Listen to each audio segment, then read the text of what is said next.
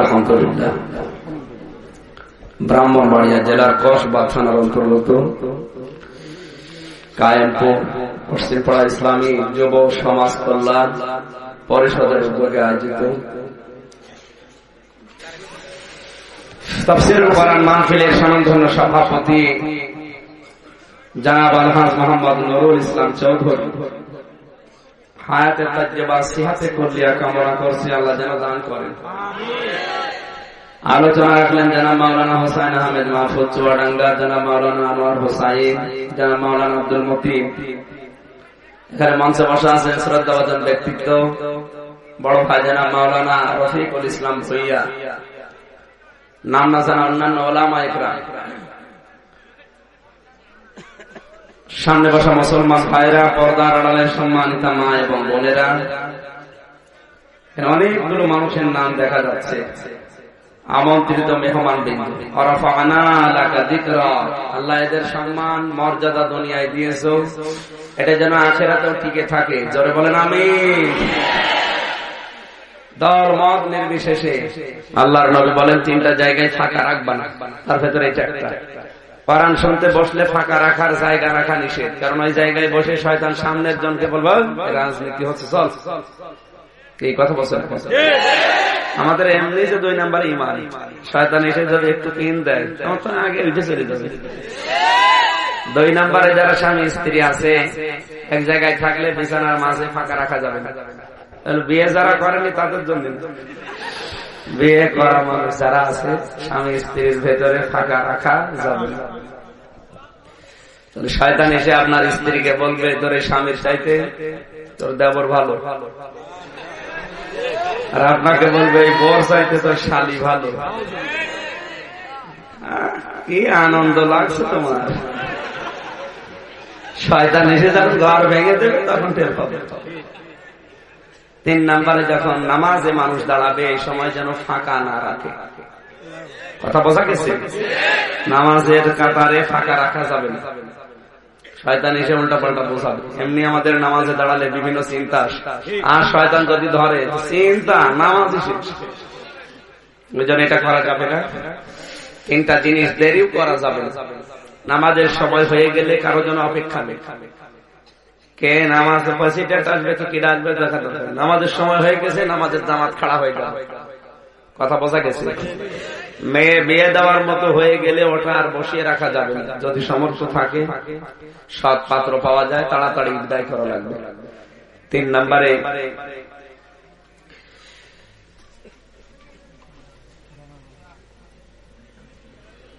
বিয়ের ক্ষেত্রে একটা, নামাজের ক্ষেত্রে একটা, আর জানাজা যদি হাজির হয়ে যায়। মরণের পরে মানুষ আজকে রাত 8টায় মারা গেছে, কালকে দুপুর বেলা মাটি দেবে। এত মানুষকে মরণের পর দেখানোর দরকার কি? ওই অমুক জায়গা থেকে অমুক আসবে না দেখে মাটি দিয়ে দেব, তো মরে গেছে দেখি করবে। সুতরাং দেরি করা যাবে না, যত তাড়াতাড়ি পারেন মাটির নিচে দিয়ে দেবে। কারণ ফেরেশতারা কতক্ষণ অপেক্ষা করবে? যদি 2 নাম্বার লোক হয় ওরা তো শাস্তি দেওয়ার জন্য ফেরেশতারা আছে। ফেরেশতারা চিন্তা করছে কত দেরি হবে, শয়তান কখন আসবে আর কখন আমরা আরম্ভ করবো। সুতরাং আপনি তাড়াতাড়ি দিয়ে দেবেন। কথা বলা যাচ্ছে?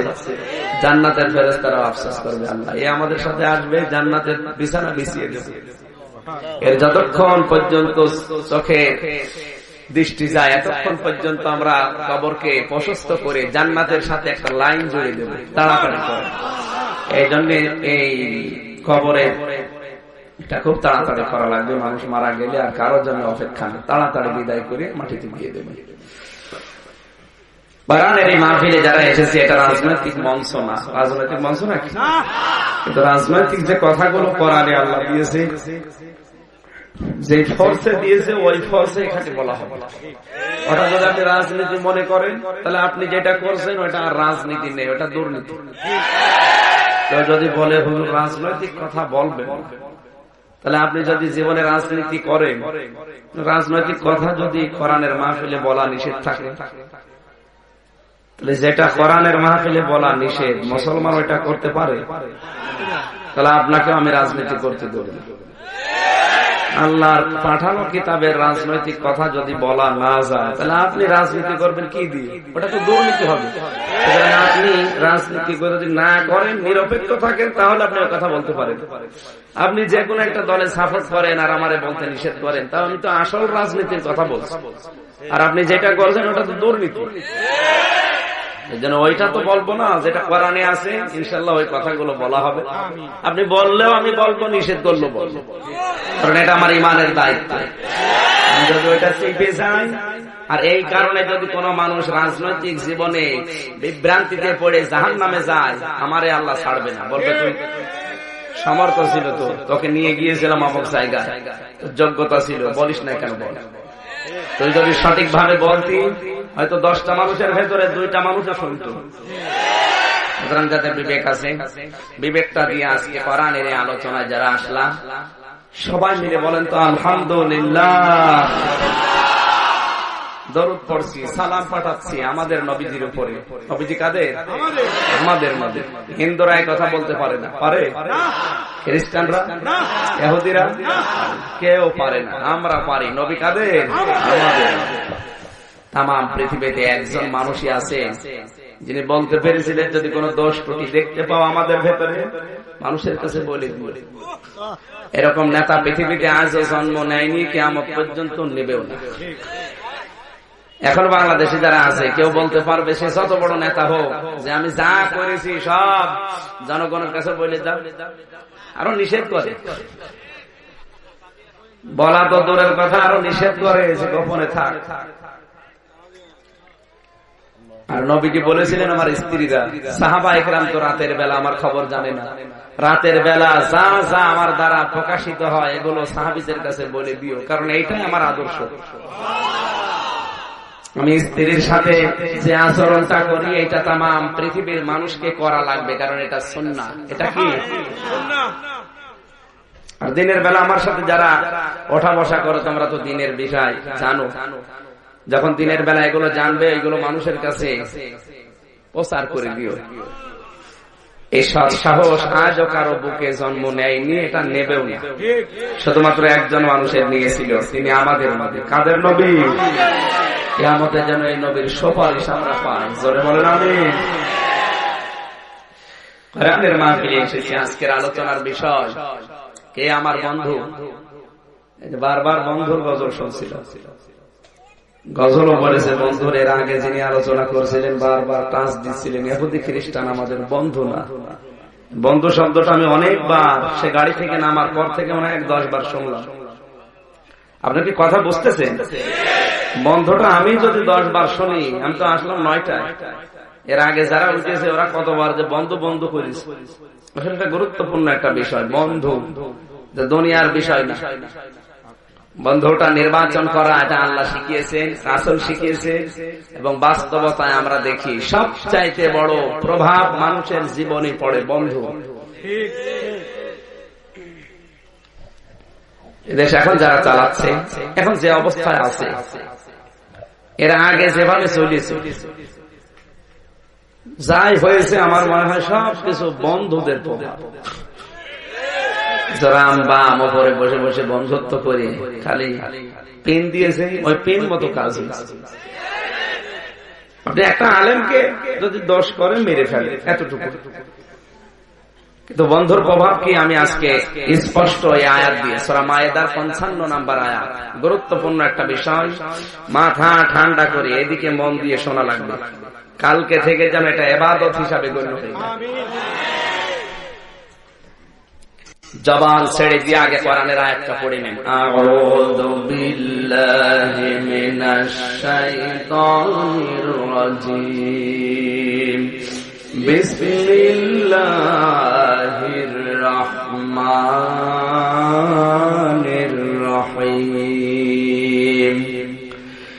ইন্নামা ওয়ালিয়্যুকুমুল্লাহু ওয়া রাসূলুহু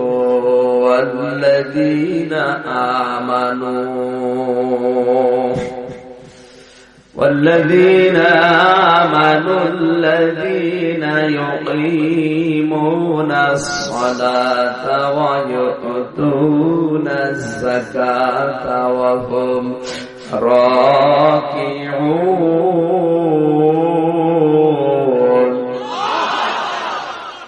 সূরা মায়েদা। মায়েদা মানে কি? দস্তরখানা। মায়েদা মানে দস্তরখানা। তামাম পৃথিবীটা আল্লাহ দস্তরখানা বানিয়ে দিয়েছে। সুবহানাল্লাহ।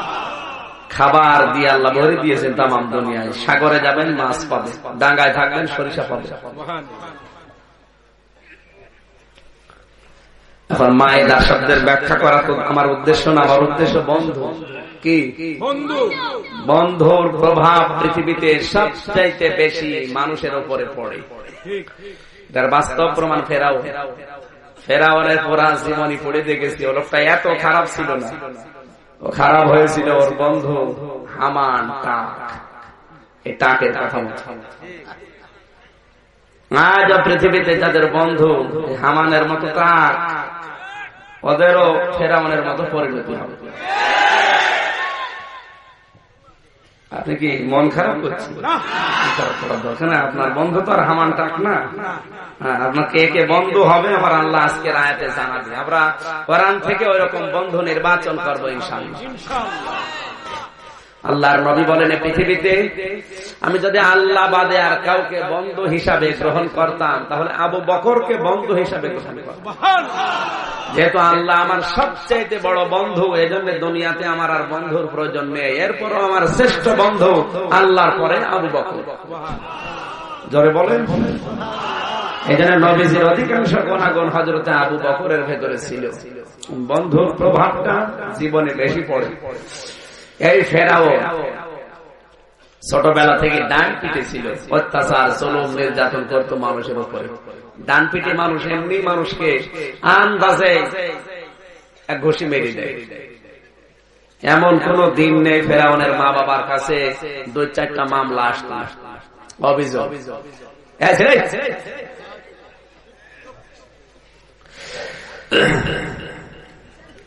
শেষ পর্যন্ত মা বাবার সহ্য করতে না পেরে ওকে ত্যায্যপুত্র করেছিল। এই যে ত্যায্যপুত্র করার সিস্টেম ফেরাউন থেকে শুরু হয়েছে। সর্বপ্রথম এই পৃথিবীতে সন্তানকে ত্যায্য করে দিয়েছে ফেরাউনের মা বাবা। কত ভালো সন্তান হলে তারও ত্যায্য করে মা বাবা। আপনি কি কথা বোঝেন না? এই বাংলাদেশে আলেমদের বিপক্ষে অবস্থান যে লোকটা সবচেয়ে বেশি নিয়েছিল, আমি নাম নাই নিলাম, এই লোকটাকেও তার বাবা মা ত্যায্য করে দিয়েছে। আপনি হয়তো খোঁজ খবর নিয়ে দেখবেন। সংবাদ সম্মেলন করে ওর মা আর বাবা বলেছিল, কোলাঙ্গারের সাথে আজ 22 বছর আমরা মা বাবা কথা বলি না। চিন্তা করেন তো, 22 বছর তার মা বাবার সাথে কথা চলে না, ও কি মানুষ না জানোয়ার? আরো আলেমদের বিরুদ্ধে স্লোগান দেয়, মতে মোহাম্মদ, ফাঁসি চাই, দিতে হবে। এটা আব্দুল্লাহ বিন খাতার নামে এক যুবক, অবৈধ সন্তান ছিল মা বাবা। নবীজির হত্যার পারমিশন যেদিন আবু জাহেল দিয়েছে, ওই দিন মক্কার উপকণ্ঠে একটা মঞ্চ তৈরি করে নর্তকীদেরকে নিয়ে নাচিয়েছিল।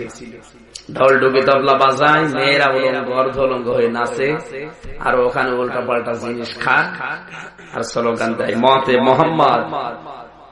আর মেয়েরা বলে ফাঁসি চাই, দিতে হবে। এটা যারা তৈরি করেছিল এই বিশ্বে, বাংলাদেশেও তৈরি যারা করেছিল এটা নিয়ে, আমার মনে হয় এই লোকটার মা বাবা যা মুখের উপরে বলেছে, যার 22 বছর এদের সাথে কথা বলি না, এদের চরিত্র ওই রকমই ওর জন্মের ঠিক। মা বাবা যখন তাড়িয়ে দিয়েছে, চিন্তা করছে কোথায় যায়, নিজের দেশ ছেড়ে বর্ডার পার হয়ে চলে যাচ্ছিল। বর্ডার পার হয়ে যাবার সময়, বর্ডার পার হয়ে যারা যায় সাহসে যায় না ভয়ে ভয়ে? সাহসে যায়। এমনি পাসপোর্ট নেই, ভিসা নেই, চুরি করে যাচ্ছে ভয়ে ভয়ে। চাদর মাথার উপরে দিয়ে ঘোমটা দিয়ে বের হয়ে চলে যাচ্ছে। ওর বন্ধু ছিল হামান, জিজ্ঞাসা করছে কে? বলে আমি। কোথায় যাও? মা বাবা আমাকে ত্যায্য করে দিয়েছে, এখন আমি আর দেশে থাকতে পারি না, চলে যাচ্ছি বাইরে। হামান ডাক দিয়ে বলে আমার অবস্থা ওই একই। আমারও মা বাবা আমাকে দেখতে পারে না, তুমি যখন যাও আমার সঙ্গে নাও। দুইজনকে নিয়ে দুইজন মিলে চলে যাচ্ছে বর্ডার পার হয়ে। রাতের বেলা বর্ডার পার হয়ে পৌঁছিয়েছে মিশরে।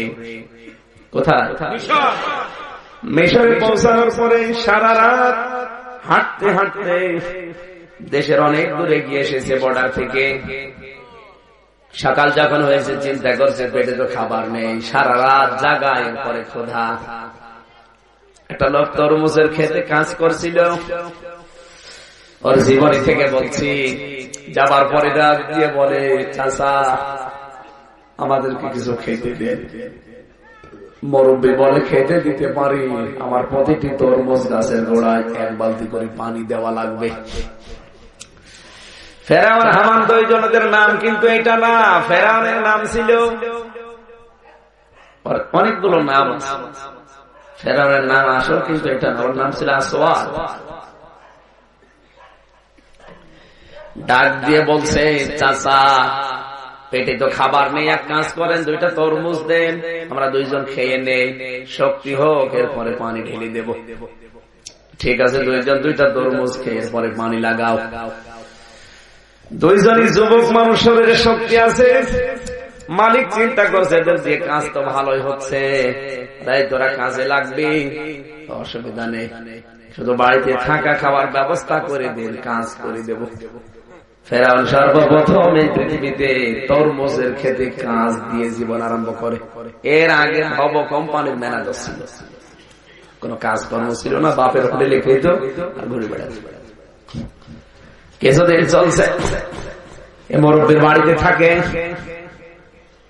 হঠাৎ করে একদিন হামান বুদ্ধি দিচ্ছে, বন্ধু এভাবে আর কতদিন চলা যায়, এক কাজ করো, এদেশে মিশরের সরকারি গোরস্থানের দারোয়ান নেবে, সার্কুলার দিয়েছে, তোমার তো বডি ফিটনেস ভালো আছে, তুমি সালাম্বা ভালো, তুমি যে দরখাস্ত লাগাও, দেখা যাক কি হয়। দরখাস্ত দেওয়ার পরে লাইনে দাঁড়িয়েছে, ওর বডি ফিটনেস দেখে, ওর যোগ্যতা দেখে, হ্যাঁ ঠিক আছে তোরে নিয়ে নিলাম। মিশরের সরকারি গোরস্থানের, কেন্দ্রীয় গোরস্থানের দারোয়ান, গোরস্থানের যে ঘর আছে ওখানে থাকে। হামানকে কিছুদিন পরে বলে, তোর আর তরমুজের খেতে কাজ করার দরকার, তুই আমার সাথে আয়, মানুষ মরে, এখানে আসে মাটি দেওয়ার সময় তোমার সাহায্য করবে, দুইজন মিলে আমাদের চলে যাবে। বেশ কিছুদিন চলছে, হঠাৎ প্লেগ রোগ দেখা দিল মিশরে, পাইকারি হারে মানুষ মরা আরম্ভ হয়েছে, হাজার হাজার মানুষ মারা যাচ্ছে, সবাই গোরস্থানে নিয়ে আসে। ফেরাউন যতটুকু পারে মাটি দেয়, লাইন করে দেয়। হঠাৎ করে হামান ডাক দিয়ে বলে, বন্ধু এইভাবে না, এক কাজ করো, যারা এসেছে ধনী মানুষ যারা, ওরা লাশ নিয়ে আর কতক্ষণ দাঁড়িয়ে থাকবে, বলো টাকা বেশি দেবে যে তার লাশ আগে মাটি দিয়ে দেব। গোরস্থানে সর্বপ্রথম ঘুষের সিস্টেম চালু করেছিল এই ফেরাউনের বন্ধুর কথা মতো। আমি কিন্তু ভাসুরের নাম ধরতে পারি না, আমি নাম জানি ভাসুর, কিন্তু নাম ধরা কেমন যেন লাগে, বিয়াদবি, দরকার নেই। আপনি কি কথা বোঝেন? ফেরাউন সর্বপ্রথম গোরস্থানে মরা মানুষ নিয়ে রাজনীতি শুরু করেছে, ঘুষের সিস্টেম চালু করে, টাকা যে বেশি দেয় তাকে আগে মাটি দিয়ে দেয়। 10 টাকা নেওয়ার কথা সেখানে 10,000 টাকা, কারণ লাশ নিয়ে কোটি কোটি টাকার মালিক কতক্ষণ দাঁড়িয়ে থাকবে, দেখ ও টাকা দিয়ে আগে টাকা দেয়, মাটি দিয়ে দেয়। কয়েকদিনের ভেতরে এত টাকার মালিক হয়ে গেল।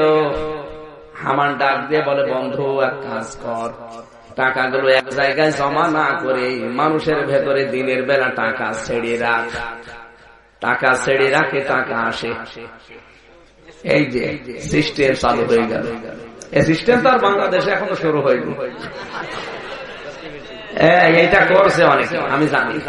টাকা ছেড়ে রাখে টাকা আসে, সত্য বলে না, বলে ইন্টারেস্ট। এই সিস্টেম আছে কারা কারা, হাত তোলেন তো ভাই। যে একজন কি, আপনি কত টাকা ছেড়ে রেখেছেন? না, আমি হাসির খোরাকি দিই না, আমি হাসবো না ভাই। প্রত্যেকটা কথায় আমার শিক্ষা। আমি যদি গল্প বলি মনে করবেন ওর ভেতরে কোনো শিক্ষা আছে, না আমি আন্দাজে বলবো। খাওয়া যায়, সব জিনিস খাওয়া যায় বলবে, সুদ খায়, ঘুষ খায়। বন্ধু কি জিনিস? দুইজন বন্ধুত্ব করেছে, একজন চালাক আর একজন পাগল। দুইজন বন্ধুত্ব করে বলছে এক কাজ করো, একটা কাঁঠাল কিনে খায়। ঠিক আছে, কাঁঠালের দাম কত? 50 টাকা। চালাক যেটা বলছে টাকা এখন দেওয়ার দরকার নেই, আগে দুইজন কাঁঠালটা খেয়ে নেই, যে বেশি খাবে সে টাকা বেশি দেবে। পাগল বলছে আমার অসুবিধা নেই, খাবো কম, টাকা দেবো কম। কাঁঠালটা ভেঙে যখন খাচ্ছে, চালাক যে রোয়াও খায় আটিও খায়, পাগল যেটা আটি রেখে দেয় রোয়া খায়। শেষে গণনা করে দেখা গেল চালাকের সামনে মাত্র 5টা আটি আর পাগলের কাছে 45টা। বেশি বা আটি যায় বলে। টাকা এবার পাগল দিয়েছে 45, ও দিয়েছে 5। ও আনন্দ করে, আল্লাহ খাইলাম বেশি দিলাম কম। অনেক মানুষ এখানে চালাক বসে আছে, প্রতি মাসে মাসে 100 টাকা ছেড়ে রাখে, 120 টাকা পায়। চালাক গো। পাগল চিন্তা করছে আল্লাহ খাইলাম কম দিলাম বেশি, 100 টাকা রাখে, 120 টাকা মাসে মাসে দেওয়া লাগে। এরকম পাগল নেই? পাগল আছেন কারা? হাত তোলেন তো। ওই যে একজন, তার মানে সুদ খায় না কিন্তু দেয়। একজন তো মনে দুঃখ, আমি কি করলাম, ওর সাথে বন্ধুত্ব করে আমি এত লস। আর একজন আনন্দ করে, যা পাগল একটা পেয়েছিলাম, মন মতো খেয়েছি।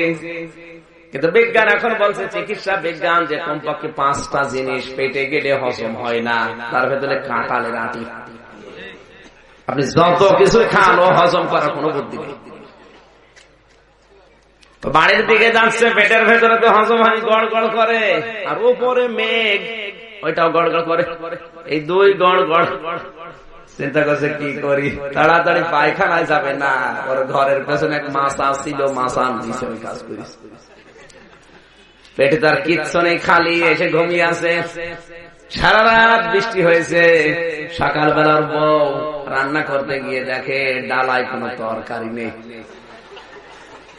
জ্বালানা দিয়ে মাছার উপরে তাকিয়ে দেখে লাউ কদু কিছু আছে নাকি, তাও নেই। যেই নিচের দিকে তাকিয়েছে, দেখে এক ঢিপ কাঁঠালের আটি। ডাক দিয়ে বলছে, আল্লাহ তুমি মনে হয় বরকত দিয়েছো। তাড়াতাড়ি এগুলো তুলে নিয়ে এসেছে, গরম পানি দিয়ে সিদ্ধ করে ভর্তা করে ওর সামনে দিয়েছে। ও বিসমিল্লাহ ছাড়াই তুই থালা খেয়েছে। খাবারের পরে তো সারা রাত পেটে খাবার নেই। খাবারের পরে মনে আসছে, আমি এই যে কাঁঠালের আটি, আমি তো কাঁঠাল কিনি নাই। ডাক দিয়ে বলছে, ও গো তুমি কাঁঠাল পেলে কোথায়? এবছরে তোমার কাঁঠাল কিনা হয়নি। তুমি কাঁঠাল কেন নাই, তাতে কি হয়েছে? শুকরিয়া আদায় করো।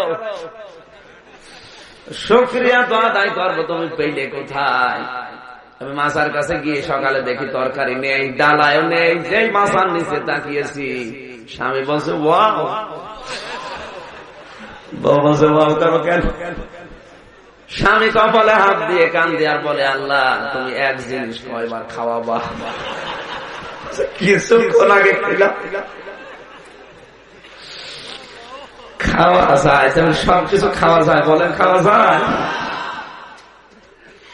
আর যারা সুদের টাকা এভাবে খাচ্ছেন, আমার মনে হয় ওই এক জিনিস 2 বার করে খাচ্ছে।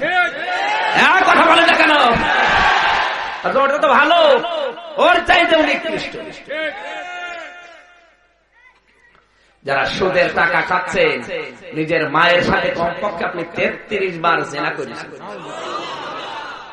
আস্তাগফিরুল্লাহ, নাউযুবিল্লাহ। কত ফেলার দরকার না? এই কথা বলেন না ভাই, যে মায়ের পেট থেকে আসলেন, ওই মায়ের সাথে 33 বার জেনা করার গুনাহ হয় 1 টাকা পরিমাণ যদি কেউ সুদ খায়। আজ যাদের দুনিয়ায় কোটি কোটি কোটি কোটি টাকা, এগুলো তো সব তো জিবরাইল দিয়ে যাচ্ছে না, সুদের সাথে সব জড়িত অধিকাংশ। এভাবে আপনি টাকা ইনকাম করে এভাবে খাচ্ছেন, একটু জিজ্ঞাসা করবেন তো যে কাঁঠালের আটি পেলে কোথায়?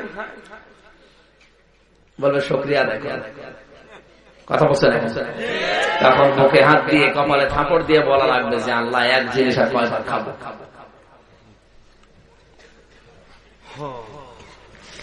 সিস্টেম চালু হয়ে গেল। কিছুদিনের ভেতরে বহু টাকার মালিক হয়েছে। হামান বুদ্ধি দিচ্ছে, বন্ধু এই যে দেশের যিনি আছে দায়িত্বে, তুমি তো সরকারি চাকরি করো, দায়িত্বে যিনি আছে তার সাথে একটু দেখা করার ব্যবস্থা করো, তোমাকে আর একটু উপরে নেয় কিনা। ওর বডি ভালো ছিল, চেহারা সুন্দর ছিল, ওর জীবনের ভেতরে চেহারার বর্ণনা আছে, খুব সুন্দর চেহারা ছিল ফেরাউনের। কিছুদিন যাবার পরে দেশের দায়িত্বে যিনি আছে জাহিজ মন্ত্রী, ওই দেশের প্রধান যিনি, তার নাম তৈমুর, ফল ফলাদি কিছু ফুল নিয়ে দেখা করতে গেছে। ওর চেহারা দেখলে মানুষ কেমন যেন হয়ে যেত। আল্লাহর ইশারায় কিছুদিনের ভেতরে দেশের প্রধানমন্ত্রী যিনি আছেন তৈমুর মারা গেল হার্ট অ্যাটাক করে। হার্ট অ্যাটাক করে মারা যাওয়ার পরে হামান বুদ্ধি দিচ্ছে, বন্ধু এই যে লোকটা জাহিজ নামে এত চতুর না, এত চালাক না, এক কাজ করো, যে কোনো কায়দায় দুনিয়া থেকে বিদায় করে দাও। হামানের বুদ্ধি মতো এই লোকটাকে একদিন সুযোগ বুঝে দুনিয়া থেকে বিদায় করে দিল। লাশটা নিজেই জনসম্মুখে নিয়ে কান্নাকাটি আরম্ভ করেছে। আহারে কে মেরেছে দেশে, আশ্চর্য হয়ে গেল সবাই। খুনের তদন্ত করো, 3 দিন পার হয়ে গেল, কিছুই হয় না। শেষ পর্যন্ত মাটি দিয়ে মায়া কান্না করে নির্বাচন হবে তাহলে দেশে। অত আগে ওই যে নিজের টাকাগুলো বিভিন্ন মানুষকে দান করে করে মানুষের মন জয় করে নিয়েছিল, কারণ টাকা তো বৈধ না, সব অবৈধ টাকা। কোটি কোটি টাকা মানুষের ভেতরে রাতের বেলা গভীর রজনীতে বিভিন্ন মানুষকে দিয়ে দিয়ে মানুষের মনটাও জয় করে নিয়েছিল। কার কথা বলতো? বন্ধু হামানের। কার? ডাক দিয়ে বলছে, তোর জনপ্রিয়তা ভালো আছে, যারা দাঁড়াচ্ছে তুইও দাঁড়িয়ে যা। দাঁড়ানোর পরে ভোট হয়েছে, শেষ পর্যন্ত সবচাইতে বেশি ভোট পেয়েছে এই ফেরাউন। ভোট পাওয়ার পরে প্রধানমন্ত্রীর দায়িত্ব নিয়েছে। কয়েকদিন শোক পালন করার পর মন্ত্রী পরিষদ গঠন করে বিভিন্ন দায়িত্ব বিভিন্ন জনকে দিয়েছে, কিন্তু 5টা গুরুত্বপূর্ণ দায়িত্ব নিজের হাতে রেখে দিয়েছে, কাউকে দেয়নি। তার ভেতরে 1 নম্বরে স্বরাষ্ট্রমন্ত্রী, এ কাউকে দেয়নি। ওর বন্ধু হামান তো যে গোরস্থান, দারোয়ানের গোরস্থানের ঘরে আছে। কিছুদিন পরে ওরে ডাক দিয়ে বলছে, তোর আর এইভাবে করা লাগবে না, তুমি ফিরে আয়, তোরে আমি একটা বড় দায়িত্ব দিয়ে দেব। একেবারে বানিয়ে দিয়েছে দেশের স্বরাষ্ট্রমন্ত্রী। চলছে বেশ কিছুদিন, চলার পরে হামান বুদ্ধি দিচ্ছে, বন্ধু এভাবে হবে না, তোরে আরো উপরে ওঠা লাগবে। ফেরাউন বলে, আর কত? বাড়ি থেকে দায়িত্বপত্র হবার পরে তরমুজের খেতে কাজ নিলাম, ওখান থেকে সরকারি গোরস্থানের দারোয়ান, এরপর থেকে ভোট, এরপর থেকে প্রধানমন্ত্রী, দেশের তো সর্বোচ্চ পর্যায়ে আছে, আবার উপরে কি? হামান বলছে, না, তোর এবার একটা দায়িত্ব দেওয়া হবে, তুই ঘোষণা দিবি, আনা রব্বুকুমুল আ'লা, আমি বড়। আমি খুব ভালো করে ফেরাউনের পুরা জীবনী পড়েছি, ওই এত খারাপ ছিল না। চিন্তা করেছিল তরমুজের ক্ষেতের কর্মচারী থেকে এসেছি প্রধানমন্ত্রীর জায়গায়, আবার কোথায় উঠবো?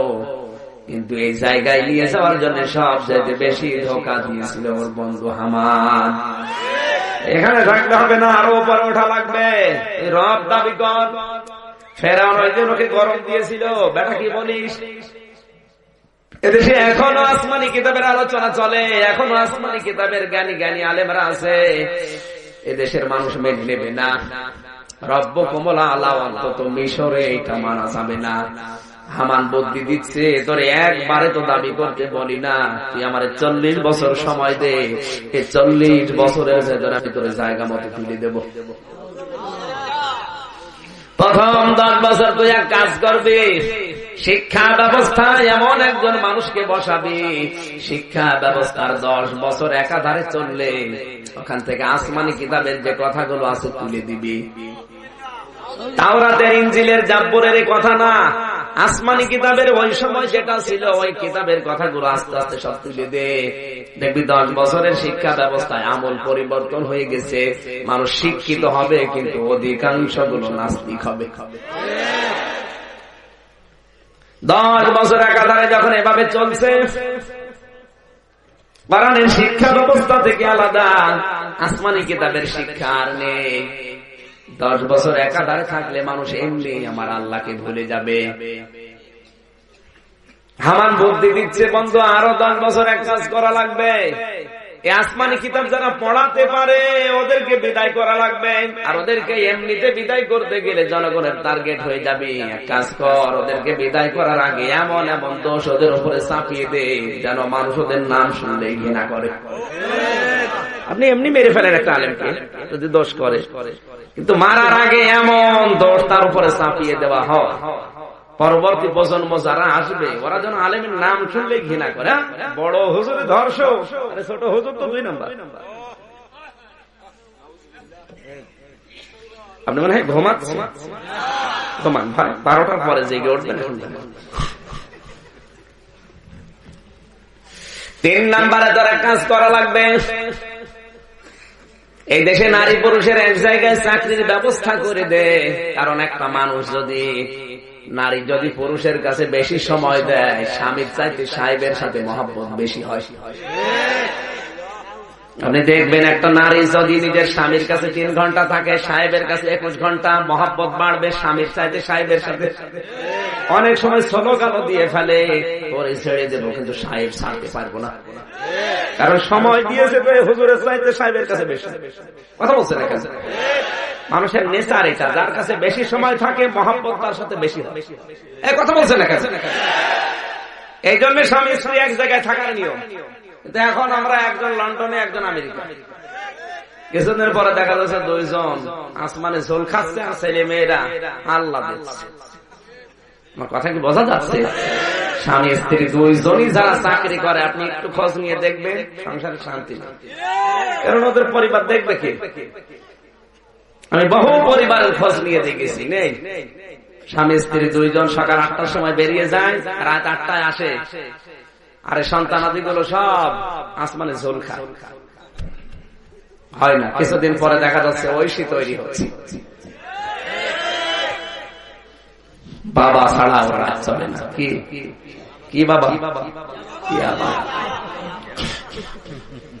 আপনি চাকরি করতে নিষেধ করছেন না, কিন্তু সিস্টেম তৈরি করা লাগবে। স্বামী স্ত্রী নারী পুরুষ অবাধ মেলামেশা তৈরি করার জন্য এক জায়গায় করে দাও। আপনি আলাদা আলাদা ব্যবস্থা করেন, কোনো অসুবিধা নেই। নারীরা চাকরি করবে 100% গ্যারান্টি দিয়ে, কোনো অসুবিধা নেই, কিন্তু ওদের সিস্টেম থাকবে ক্ষেত্র আলাদা, সব এক জায়গায় করে দিয়েছে। এই যে এখন সৌদি আরবে আইন পাশ করে সেলসম্যান দিচ্ছে মেয়েদের, সুন্দরী মেয়েদেরকে ওইভাবে যদি আপনি দোকানে যেয়ে দেখেন, ও মাল কিনবেন না, ওই মালের দিকে তাকিয়ে থাকি। কি একটা আশ্চর্য! আমি হজে যাওয়ার পরও ওগুলো দেখি না, কিন্তু এখন দেখতে পাচ্ছি। এখন আইন পাশ করে ওদেরকে ড্রাইভিং লাইসেন্স দিয়েছে, মেয়েরা ড্রাইভিং করতে পারবে। শুধু এতটুকুই না, সিনেমা হল ওপেন করে দিয়েছে, নারী পুরুষ সিনেমা দেখছে। জোরে বলেন সুবহানাল্লাহ। শুধু নবীজি আছে ওখানে, আল্লাহর ঘরটা আছে, এই জন্য গজব নাজিল হচ্ছে না।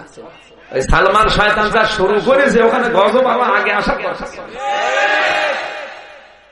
কারণ জেনা ব্যভিচার যখন ওপেন হয়ে যায়, তখন আল্লাহ তার রহমতের দৃষ্টিটা তুলে নেয়। কথা বলে না কেন?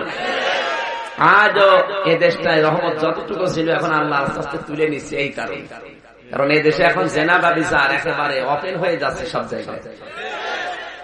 1500 বছর আগে নবীজি জানিয়েছিলেন এমন সময় আসবে মানুষ জেনা করবে আর জেনা করা দেখবে। এখন তো মোবাইলে ঠিক ওই কায়দায় চলছে। হ্যাঁ, কথা বলেন না কেন? পর্ণ আসক্তি যাদের বেশি, উলঙ্গ নাচ, উলঙ্গ পোস্টার, উলঙ্গ নারী দেহ দেখার অভ্যাস যাদের বেশি, একটা কাজ করেন, বলবো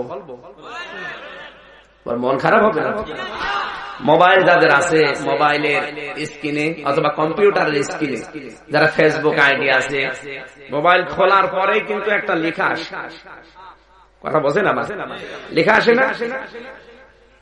যাদের ওগুলো দেখার অভ্যাস বেশি, আসক্তি বেশি হয়, শয়তান তো বসে নিয়ে চেষ্টা চালাবে, কারণ ওগুলো দেখলে সঙ্গে সঙ্গে আপনার ঈমান চলে যাবে। জেনা করলে যেমন ঈমান চলে যায়, জেনা দেখলে এক কথা বলছে না। কোন মানুষ যখন মদ খায় তখন কিন্তু তার ভেতর আর ঈমান থাকে না, ঈমানটা বাইরে থাকে। ও যখন মদ খাওয়ার পরে ফিরে আসে সুস্থ হয়, তখন তার ভেতরে ঈমান আসে। যখন মানুষ জেনা করার জন্য উদ্বুদ্ধ হয়, ওই সময় তার কাছে আর ঈমান থাকে না, ঈমান দূরে থাকে। যখন জেনা করা হয়ে যায় তখন ঈমানটা ওর ভেতরে আসে, তখন ওর বিবেক নাড়া দেয়, না এই কাজটা করা ঠিক হয়। হ্যাঁ, কথা বলে না কেন? আমি কি বেশি বলছি না ঠিক বলছি? ঠিক। জেনা করার সময় কখনো ঈমান থাকে না, শয়তান ওরে দখল করে নেয়, করাই লাগবে, যে কোনো কায়দায় ওরে কাজটা করাবে। কাজ করার পরে যখন ঈমান ফের ভেতরে চলে আসে তখন ওর বিবেকটা নাড়া দেয়, না কাজটা তো ঠিক হয়নি। শয়তান তখন দূরে চলে যায়, তখন হাসে, কাজ আমি করে দিয়েছি, ওরে ধ্বংস করে ফেলছি। কথা বলে না কেন? এরকম হয় না? মোবাইল যাদের আছে, ইন্টারনেট ব্যবহার যারা করে, ইউটিউব, টিউবম্যাট এগুলো যারা চালায়, ফেসবুক, আমার মনে হয় খুললে ওই রকম মন যাদের আছে। আমি কি বেশি বলছি নাকি? দেখতে মনে বলে না? একটা কাজ করে রাখবেন, 7টা কাজ আছে, একটা বলছি। মোবাইলের স্ক্রিন যখন আপনি মোবাইল খুলবেন, ইউটিউবে যাবেন, টিউবম্যাটে যাবেন, ফেসবুকের আইডিতে যাবেন, খোলার পরে যে একটা ছোট্ট লেখা আসবে, ওই লেখাটা আপনি সেভ করে দেবেন, আল্লাহ আমাকে দেখছে। বাংলায় দেবেন, হিন্দিতে দেবেন, আরবিতে দেবেন, যে ভাষায় আপনি পারেন লিখে দেবেন, আল্লাহ আমাকে দেখছে। খোলার পরে দেখবেন আল্লাহ আমাকে দেখছে। অন্তত আপনি আল্লাহর সরিষা পরিমাণ ঈমান যদি আপনার থাকে, অন্তত আপনাকে বাঁচিয়ে পারা যাবে না? কারা কারা পারবেন হাত তোলেন তো? দাড়ি মুখে নিয়ে 2 নম্বরই কাজ করো। হ্যাঁ, দেখে মোবাইল দেখে, হাত নামা, আগে মোবাইল দেখে, দেখে মোবাইল দেখে কি আছে আপনার মোবাইলে, কি আছে? আপনি হাত তুলছেন কোন কাজ? আমি বললাম আর হাত তুলবেন আপনি, বুঝে শুনে হাত তোলা থাকবে না। আমার কথা মনে হয় বোঝা যাচ্ছে না। আমার ভাইরা, 3 নম্বরে এক কাজ করো, নারী পুরুষের অবাধ সিস্টেম চালু করে দাও। দেখবা 10 বছরের ভেতরে পর্দা বলতে যখন কিছু আর থাকবে না, সবাই একাকার হয়ে যাবে। আর নারী পুরুষের একাকার হয়ে যাওয়া মানে জেনা ব্যভিচার ওপেন চালু হওয়া। ওপেন যখন জেনা ব্যভিচার চালু হবে, স্বামী মনে করবে সন্তান আমারই, কিন্তু সন্তানটা সাহেবের। আজ বাংলাদেশে হাজার হাজার সন্তান বাবা মনে করছে আমারই, কিন্তু দেখতে মনে হয় সাহেবের মতো হয়েছে। কি গো, ছেলে আমার সাহেবের মতো মানে? বলে আল্লাহ দিয়েছে, আল্লাহ ভুল করেছে। সেইটা ওর বাবার মতো হওয়া দরকার, বাবার মতো হয় না, হয় সাহেবের মতো। এই কথা বলে না কেন? আপনি চলেন, আমি এখনই দেখাবো ঢাকা। আজ হাজারো ছেলে মেয়ে সব হচ্ছে সাহেবের মতো, বাবার মতো হয় না। হাসতেছে, দুঃখ করা দরকার। সিস্টেম চালু করেছিল হামানের বুদ্ধিমতো ফেরাউন। হামান কি ছিল ফেরাউনের? আরো জোরে, আরো জোরে, খুব গুরুত্বপূর্ণ জিনিস এটা। হামান ডাক দিয়ে বলে, বন্ধু আর 10 বছর বাকি আছে, এক কাজ করো, তুমি যে রব এটা বললেই মেনে নেবে তা না, এক কাজ করো, অনেককে মানবে, অনেককে মানাতে বাধ্য করা লাগবে। সুতরাং মানুষকে বাধ্য করতে হলে ক্ষমতা লাগবে, পাওয়ার লাগবে, প্রশাসন লাগবে। এই যে 10 বছরে যত জারজ তৈরি হয়েছে, প্রায় 12,000 জারজ সন্তান তৈরি হয়েছিল। ওই 12,000 সন্তানকে নিয়োগ দিয়ে তুমি প্রশাসনের ডান হাত বানিয়ে নাও। যে মানবে না তাকে দিয়ে পিটিয়ে মানাবা। সিস্টেম আমার মনে হয় পৃথিবীতে অনেক দেশে এখন আরম্ভ হয়ে গেছে। আল্লাহ বাঁচিয়েছে যে আমাদের দেশে এখনো শুরু হয়নি। অত কথা বলার দরকার নেই, চুপ করে। শেষ পর্যন্ত হামানের বুদ্ধিমতো 40 বছরের টার্গেট নিয়ে ঘোষণা দিল, আনা রব্বুকুম আলা। যে মেনেছে তাকে ছেড়ে দিয়েছে, যে মানে না নিজের স্ত্রী তাকেও ছাড়ে না। কথা বলেন। নিজের স্ত্রীকে এত অত্যাচার পৃথিবীতে ফেরাউন করেছে।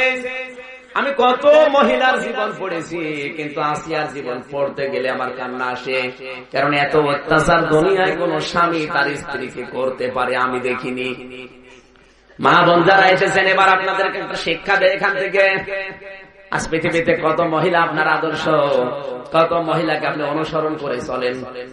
ক্যাটরিনা কাইফ, এরপরে ভারতের সিরিয়ালের মহিলারা যারা আদর্শ হয়, কিরণমালা কটকটি। আপনার আদর্শ হবে 4 জন। কয়জন? 1 নাম্বার আমার আল্লাহ যাদেরকে আদর্শ বানিয়েছেন, হযরতে মরিয়ম। আরো জোরে বলেন, মারিয়াম বানাল্লাতি ইমরা ওয়া মারিয়াম ইমরানাল্লাতি। সূরা মায়েদ। আল্লাহ তাআলা বলেন, মারিয়াম বানাতা ইমরানাল্লাতি আহসানাত ফারজাহা ফানাফাখনা ফীহি মির রূহিনা ওয়া সাদাকাত বিকালিমাতি রাব্বিহা ওয়া কুতুবিহি ওয়া কানাত মিনাল কানিতিন। সূরা তাহরিমের 12 নম্বর আয়াতে আল্লাহ মরিয়মের সম্পর্কে আয়াত দিলেন, প্রশংসা করলেন। ইমরানের মেয়ে মারিয়াম, তাকে আমি কামালিয়াত দিয়েছিলাম, তাকে আদর্শ করে দিলাম তামাম দুনিয়ার নেককার মহিলাদের জন্য। কেন জানো? এই মহিলাটা নিজের সতীত্ব হেফাজত করেছিল,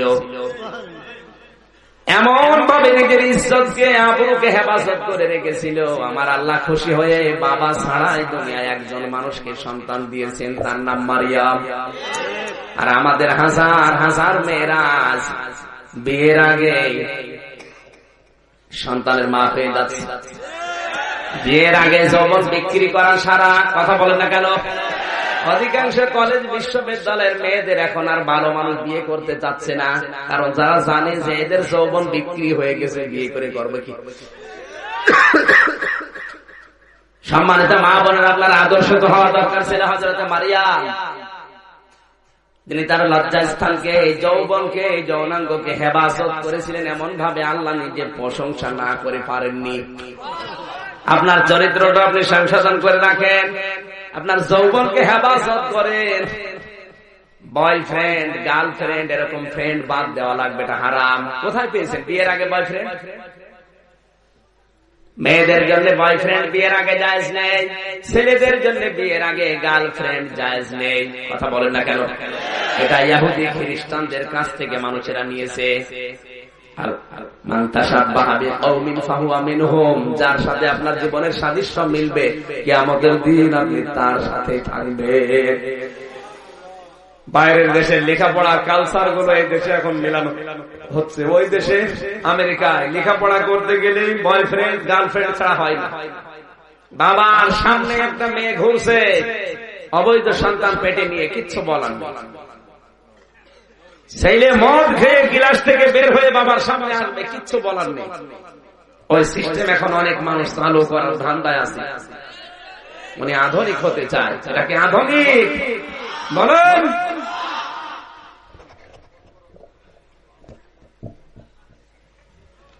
আমার ভাইরা, কোরআনে কারীম হযরতে মারিয়ামের প্রশংসা করেছেন। 2 নম্বরে প্রশংসা করেছে হযরতে আসিয়ার।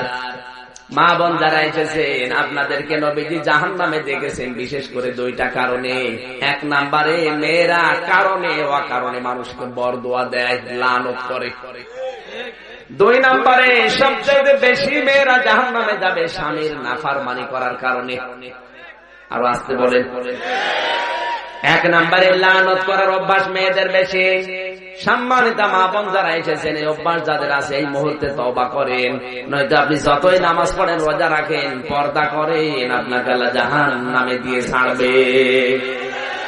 2 নম্বরে স্বামীর প্রতি, এই যে স্বামী সারা জীবন সবকিছু ঠিকঠাক দিয়েছে, যদি একটা সাবান একদিন কম হয় এমন বরদোয়া দেয়, লানত পর্যন্ত দিয়ে দেয়।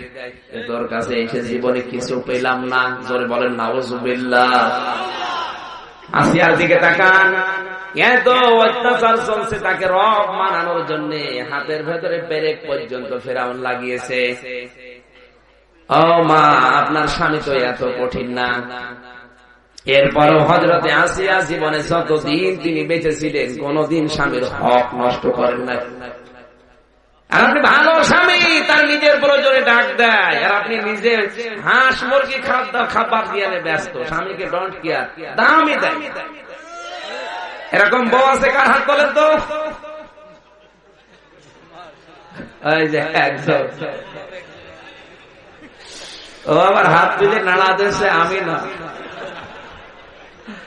না, আপনি না হলে তো ভালো, কিন্তু যেই লোকটার দাম দেয় না সে টের পাচ্ছে যে কোন জাহান্নামে আছে। কথা বলেন। মেয়েরা কি এসেছে?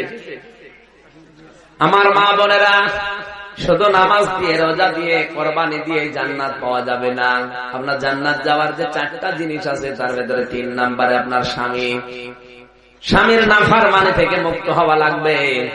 নাফরমানি যারা করছেন আপনাকে থেমে যাওয়া লাগবে। পৃথিবীতে যত মহিলার জীবন আমি পড়েছি, হযরতে আসিয়া সবচাইতে বেশি স্বামী ভক্তি করে দেখিয়েছেন। এত অত্যাচার হচ্ছে, এরপরও হযরতে আসিয়া স্বামীর প্রতি মন খারাপ না, বরদোয়া দেননি। কোরআনে কারীম জানিয়েছে, অবরাবাল্লাহু মাসালাল লিল্লাযিনা আমানু মুরআতা ফিরআউন ইয ক্বালাত রাব্বি ইবনি লি ইনদাকা বাইতান ফিল জান্নাতি ওয়া নাজ্জিনি মিন ফিরআউনা ওয়া আমালিহি ওয়া নাজ্জিনি মিনাল কওমিজ যালিমিন। জোরে বলেন আল্লাহু আকবার। একটু খেয়াল করে শোনা লাগবে। আল্লাহ দৃষ্টান্ত দিচ্ছেন ঈমানদারদের জন্য। ফেরাউনের স্ত্রী আসিয়া, আল্লাহ পাক এই পৃথিবীতে যে সমস্ত মেয়েদের স্বামী আছে তাদের নাম কিন্তু কোরআনে নেয়নি, কিন্তু যাদের স্বামী নেই তাদের নাম আল্লাহ কোরআনে স্পষ্ট ভাবে নিয়েছেন। মরিয়মের নাম আল্লাহ কোরআনে স্পষ্ট দিয়েছেন, ওর নামে সূরা দিয়েছেন, কারণ মরিয়মের স্বামী। কথা বলে না। অথচ এই জায়গায় ফেরাউনের ফেরাউনের স্ত্রীর নাম আসিয়া আল্লাহ জানতো না। তাহলে নামটা না নিয়ে ইমরাতা দিলেন কেন? ইমরাতা ফেরাউন, ফেরাউনের স্ত্রী, অথচ আল্লাহ নামটা জানতেন। এই জন্য যারা স্বামী হারা তারা সবচাইতে বড় হতভাগা। কথা বলে না কেন? স্বামী আছে গুরুত্ব দিচ্ছেন না, হঠাৎ করে যখন খোকার বাবা মরিয়ে যাবে তখন যে হবে। একটু কোরআনের দিকে খেয়াল করেন। স্বামী আছে এই জন্য আল্লাহ তার নাম নেয়নি, যদিও ইমানদার। স্বামী নেই এই জন্য আল্লাহ তার নামটা দিয়েছেন, কারণ স্বামী না থাকলে যে দুঃখ দুনিয়ার কেউ না বুঝলে ওটা আল্লাহ বোঝে। আজ যে সমস্ত মেয়েদের স্বামী বিদেশে কাটাচ্ছে 22 বছর, ও যৌবনটা নিয়ে কাটা, গলা কাটা মুরগির মতো করবে কি? বিশেষ করে যাদের সন্তানগুলো আপনি পাঠিয়ে দিয়েছেন, আর এই এলাকার মানুষগুলো বেশি বিদেশে থাকে আমি দেখেছি। এই নোয়াখালী, কুমিল্লা, ব্রাহ্মণবাড়িয়া, আমি বাইরের যতগুলো দেশে গেলাম জিজ্ঞাসা করে বাড়ি কোথায়? ব্রাহ্মণবাড়িয়া। বাড়ি কোথায়? নোয়াখালী। বাড়ি কোথায়? কুমিল্লা। আপনার টাকা পয়সায় সব হয়ে গেল, ছেলেটাকে পাঠিয়ে দিয়েছেন, আমি নিষেধ করছি না, দেন, কিন্তু নিয়ে আসেন মাসে মাসে, 6 মাস 1 বছর পরে দিয়েছে আল্লাহর রাস্তায়, 22 বছর পরে একবার নিয়ে আসবে। আর পুত্রবধূ বিয়ে দিয়ে কি করলেন আপনি? রেখে গেলেন, কি করবে? কথা বলছেন। এরকম পরিবার দেশে নেই। এখানে যারা ছেলেকে বিদেশে পাঠিয়ে দিয়ে আপনি তসবিহ টেপছেন মনে মনে,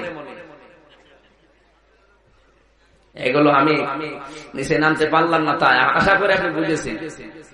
আরে ভাই, টাকা পয়সা দিয়ে কি করবেন? আপনার পুত্রবধূ যদি জেনায় লিপ্ত হয়ে যায়, ও যদি অন্যের হাত ধরে কোনো সময় চলে যায়, যা পাঠাচ্ছে আপনার ছেলে ও যদি অন্য কারো ব্যাংকে জমা করে, আপনি টাকা দিয়ে করে করবেন।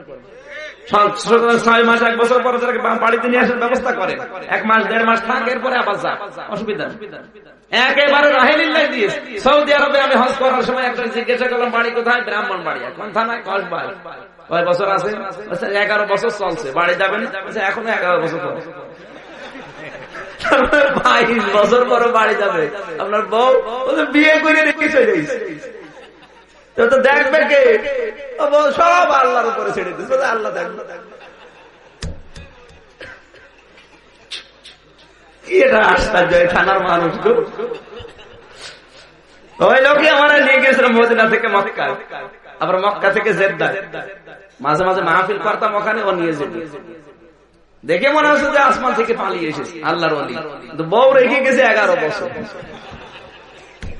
আরো বলছে 11 বছর পরে দেশে যাব, তারপরে ওর জীবন যৌবন শেষ, ওই সে করবে কি?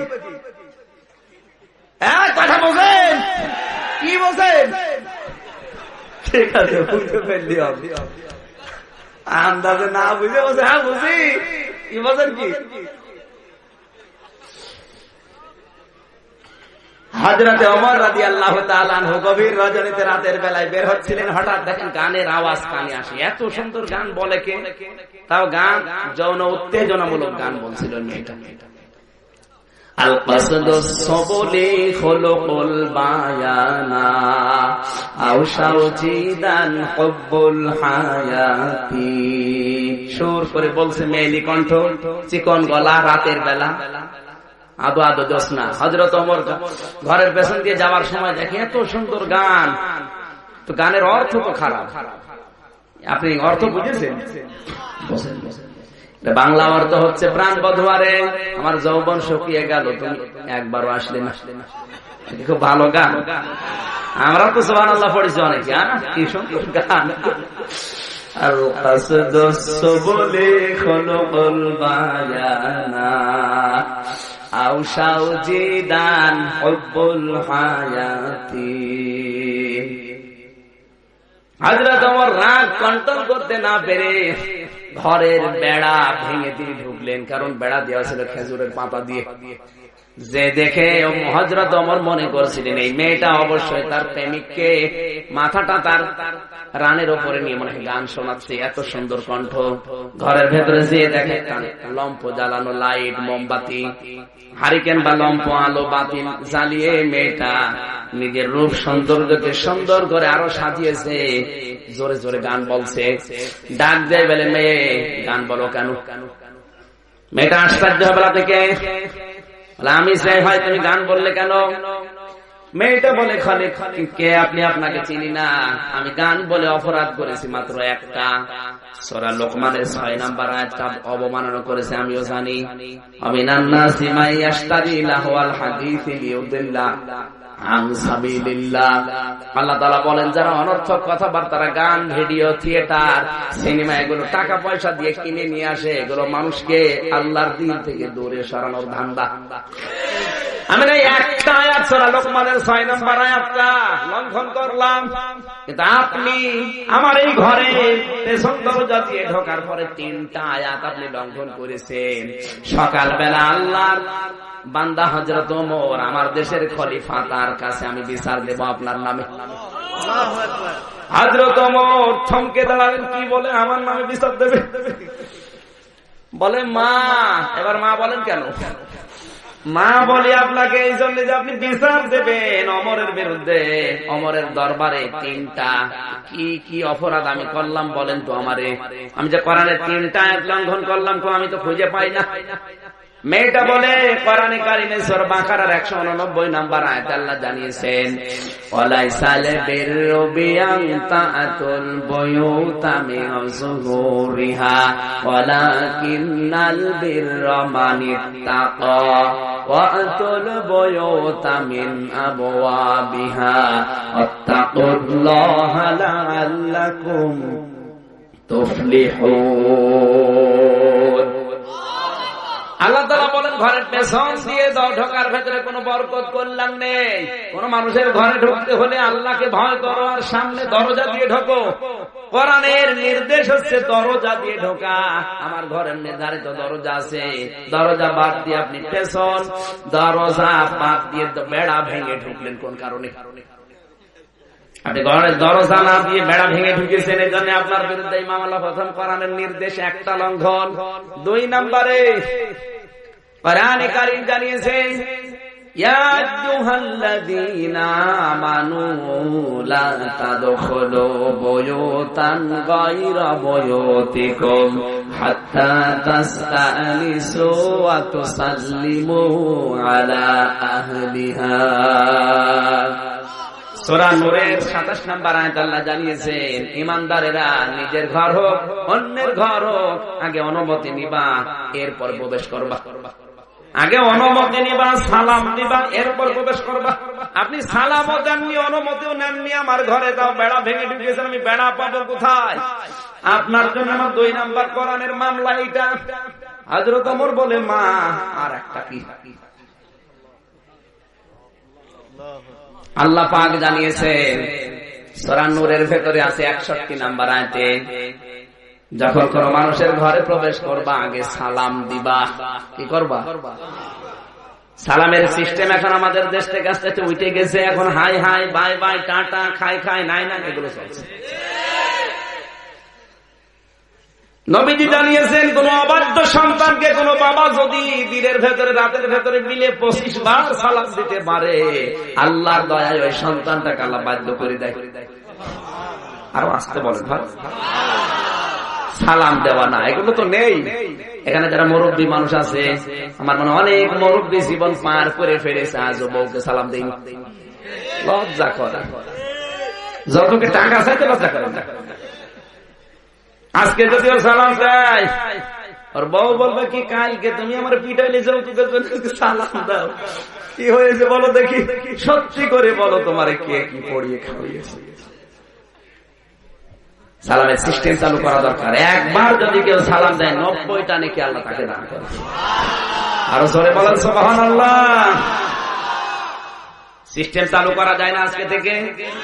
নিজের মায়ের ঘরেও সালাম বাদ দিয়ে, অনুমতি বাদ দিয়ে ঢোকা জায়েজ নেই, কারণ আপনার মা কি অবস্থায় আছে আপনি তো জানেন না। এই কথা বলেন না কেন ভাই? এগুলো নেই, নিজের বাড়িতে ঢোকা জায়েজ নেই, আর অন্যের বাড়ি কিছু না বলে আন্দাজে ঢুকে চলে যায়, অথচ এটা ফরজ। অনুমতি নেওয়া, সালাম দেওয়া কি? লা তাদখুলু বুয়ুতান গায়রা বুয়ুতিকুম হাত্তা তাস্তানিসু ওয়া তুসাল্লিমু। অনুমতি নিবা, সালাম দিবা, এরপরে 3 বার ডাকার পরে, সালাম দেওয়ার পরে যদি উত্তর না আসে, আল্লাহ বলেন ফারজিউ, ফিরে যাও। মনের ভেতরে এই কষ্ট নিও না, এত দূর থেকে আসলাম, আরে বেটার অহংকার, সালামের উত্তরও দেয় না, আসেও না।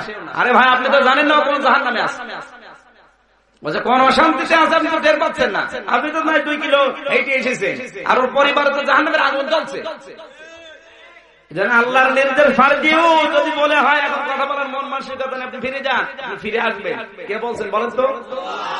আর অনেক যুবক এখানে আছে, রাস্তা দিয়ে আশপাশে মানুষের বাড়ি থেকে যাবার সময় সালাম দেওয়ার পরে যদি উত্তর না দেয়, ওই দরজা বা দাঁড়ানোর ফাঁকা দিয়ে আগে তাকিয়ে দেখে কি হচ্ছে ঘরে ভিতরে, সব দেখে নিয়ে তখন তোর এখন গলা কাকড় দেওয়া দরকার, শয়তান তো দেখা সব হয়ে গেছে।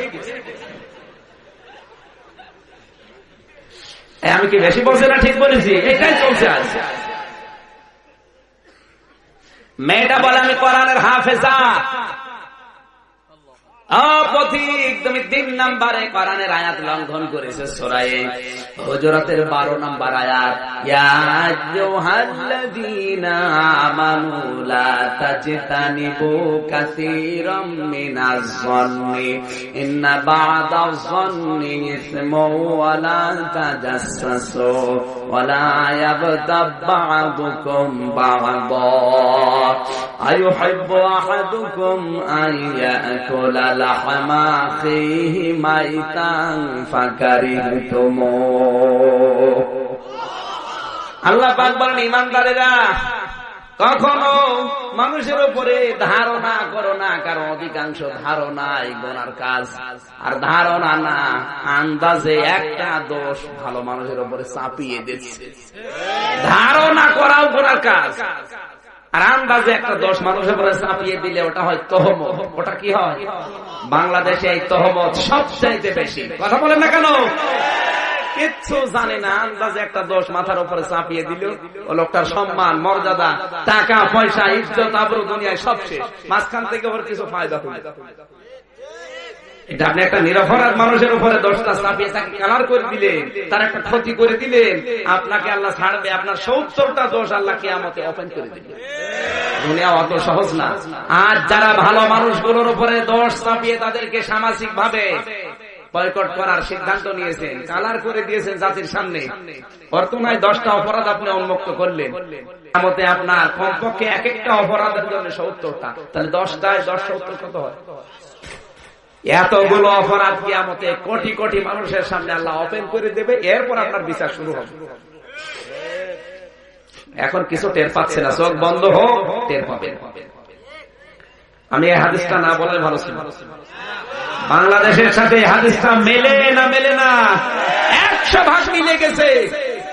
এটাই চলছে আজ বাংলাদেশে বেশি। কথা বলেন, কিচ্ছু জানে না, আন্দাজে এমন এক মামলা দিয়েছে, শয়তানও বিশ্বাস করবে।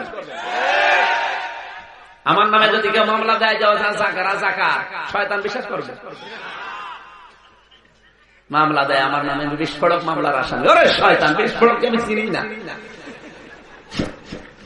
এই যে 10টা চাপিয়ে আপনি জাতির সামনে আমরা কালার করে দিলেন, আমার কাছ থেকে কিছু টাকা পয়সা খেলেন, এই টাকা নিয়ে আপনি মনে করেছেন বড় ইলিশ মাছ কিনে খাবেন, আপনার শরীরের রক্তের ভেতর ক্যান্সার দেবে। অধিকাংশ বড় বড় মানুষ যারা এই দেশে অবৈধ ইনকাম করেছে, মানুষের টাকা ফাঁকি দিয়েছে, সবগুলো ক্যান্সারে মারা যাচ্ছে।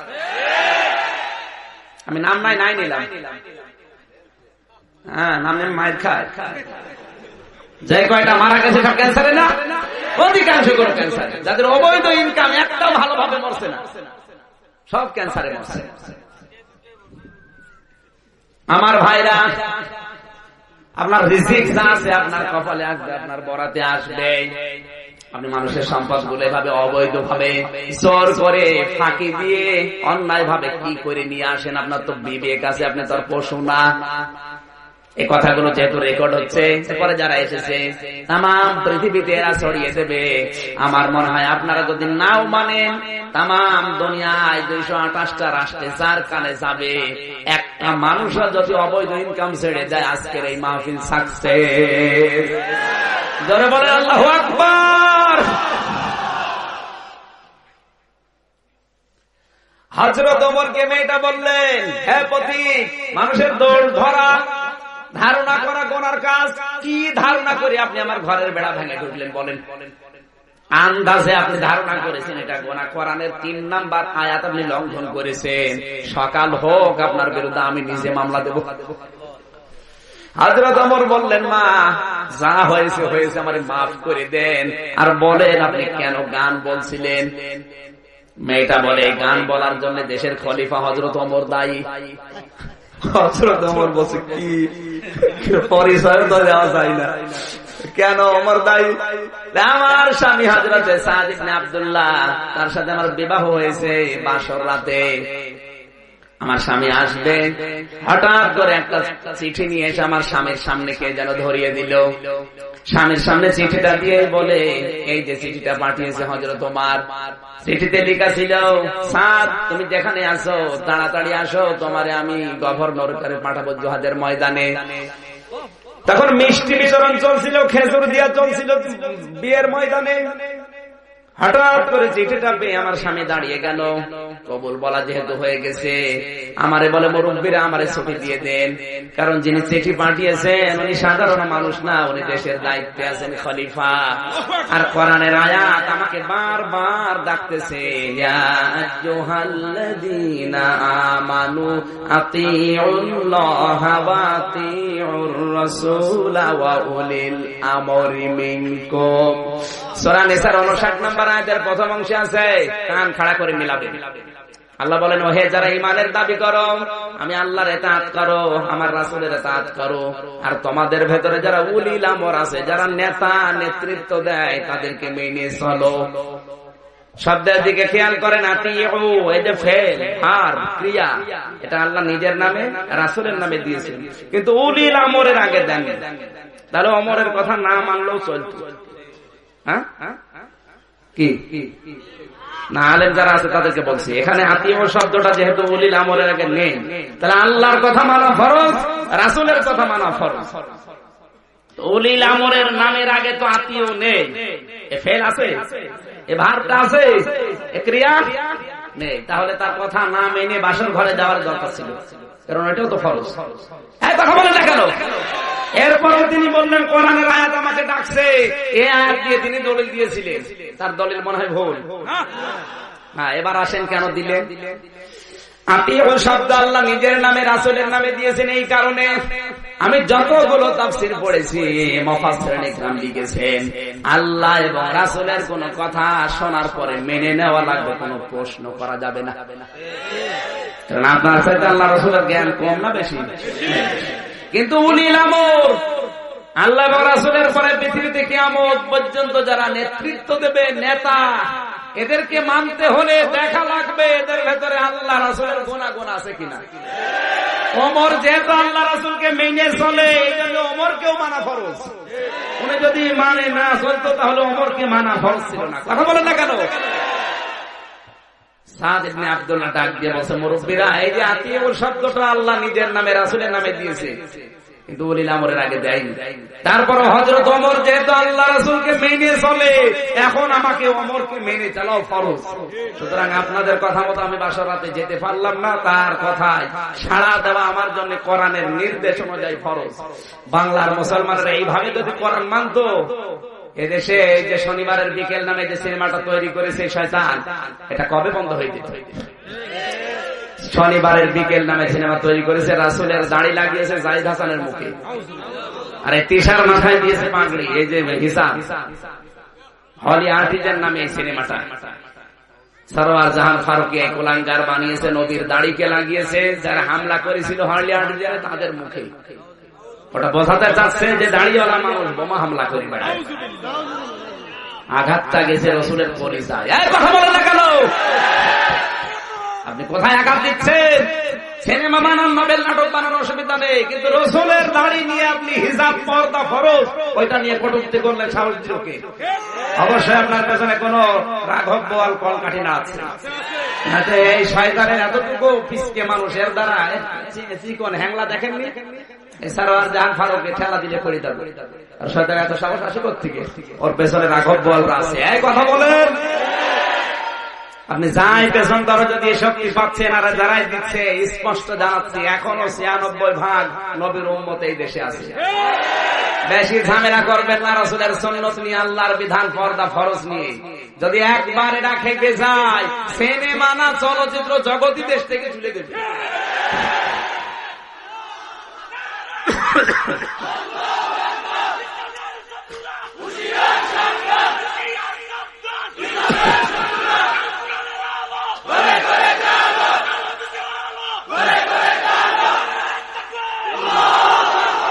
আজকের এই কসবার মাহফিল থেকে যারা দায়িত্বে আছেন তাদেরকে আহ্বান জানাচ্ছি, এই মুহূর্তে শনিবারের বিকেল হলে আর্টিজান এই সিনেমা বন্ধ করা লাগবে।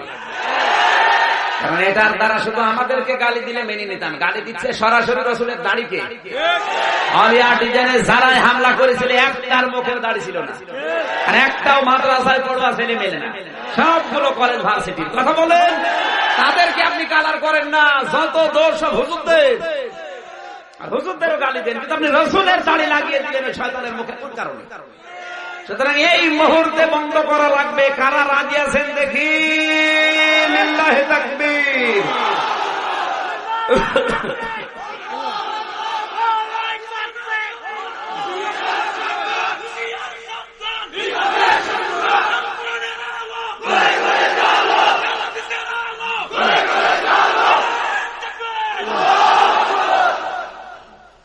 আমার ভাইরা, হযরত ওমর ডাক দিয়ে বলে মেয়ে।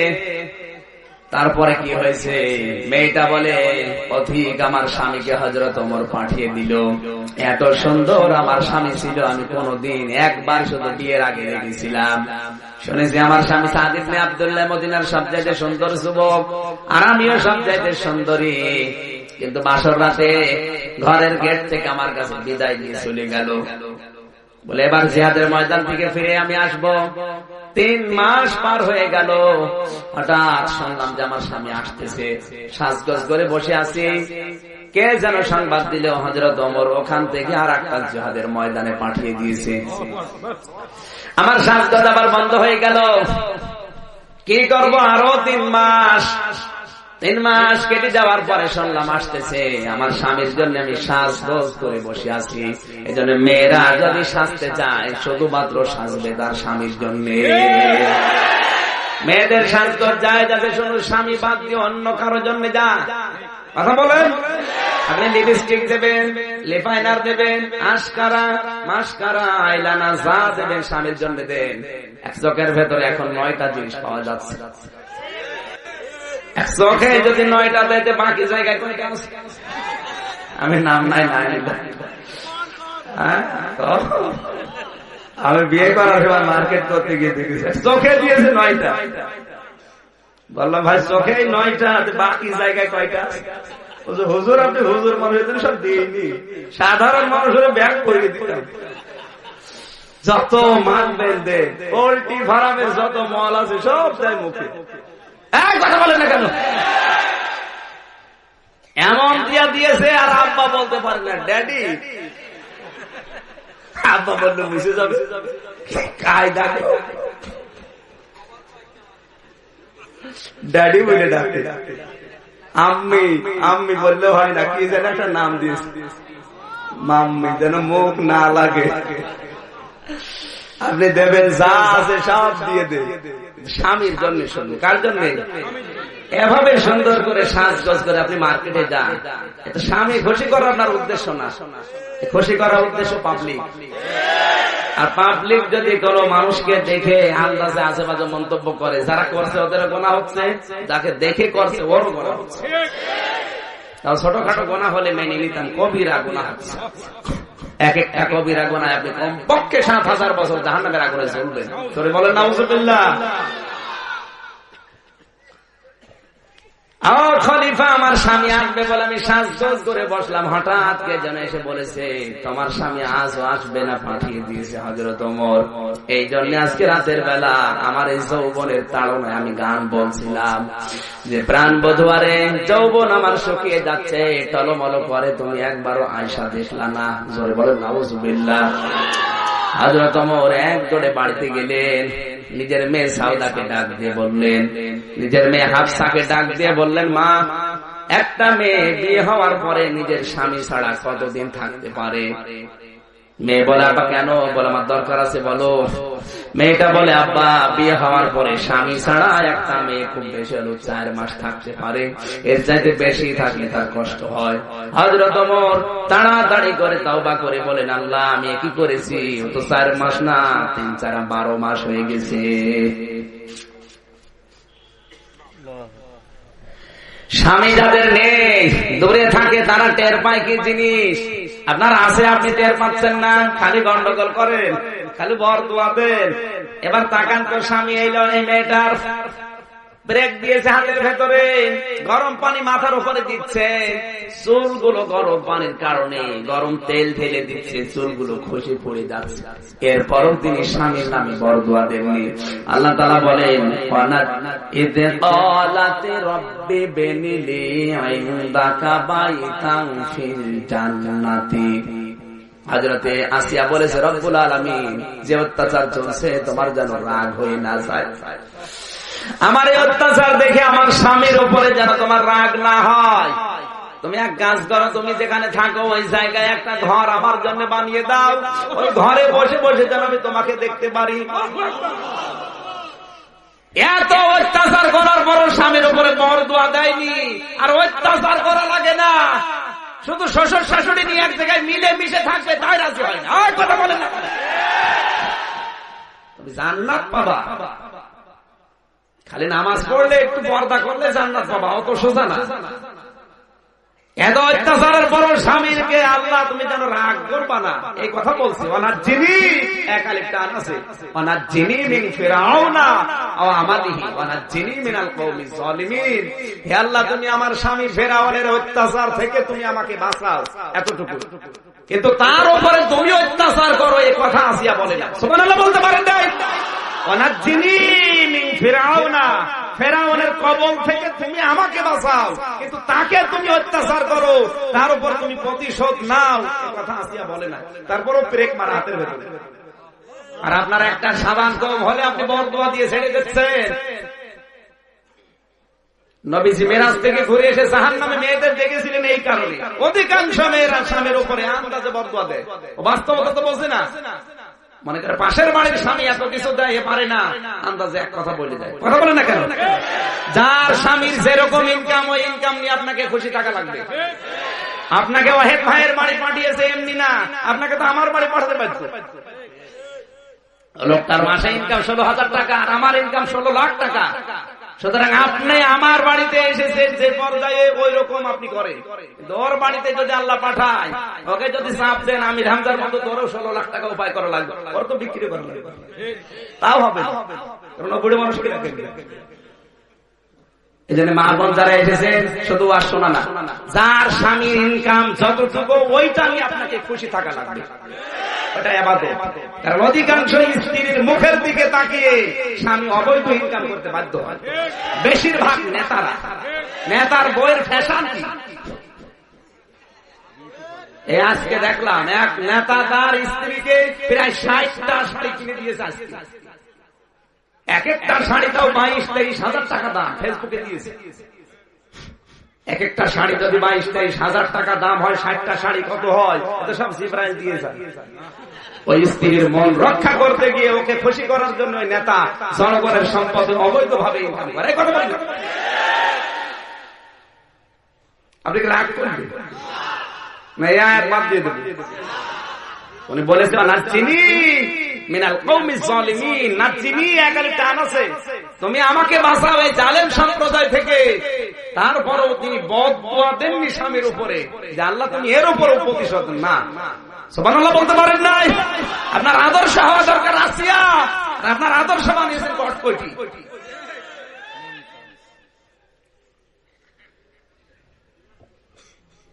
এমন এমন মহিলায় বাংলাদেশে আছে, এক স্বামীতে হচ্ছে না, পর পর বছরে বছরে স্বামী পাল্টায়।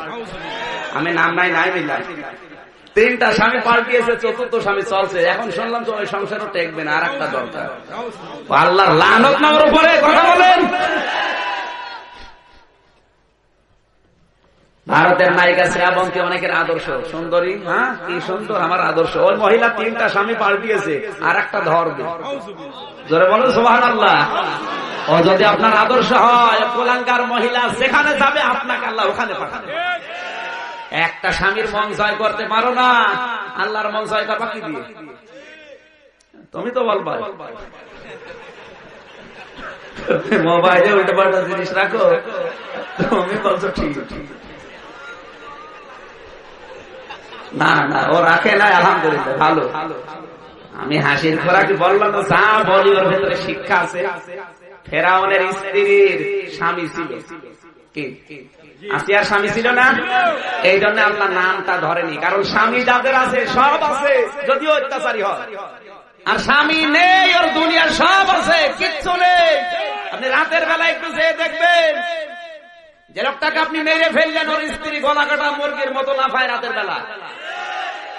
ওর সন্তান আদিগুলো রাতে ঘুমাতে পারে না, কান্নাকাটি করে বাবা বাবা বলে। কত মানুষকে আপনি বিনা দোষে ভাবে রাতের বেলা গুম করে দিলেন। আপনাকে আল্লাহ ঠিক এইভাবে গুম করবে, আপনার স্ত্রী কাঁদবে। সময় বেশি নেই। কথা বলেন। মানুষ যখন এবার অস্ত্র ধরে, দেখবেন 3টা আঙ্গুল নিজের দিকে আছে।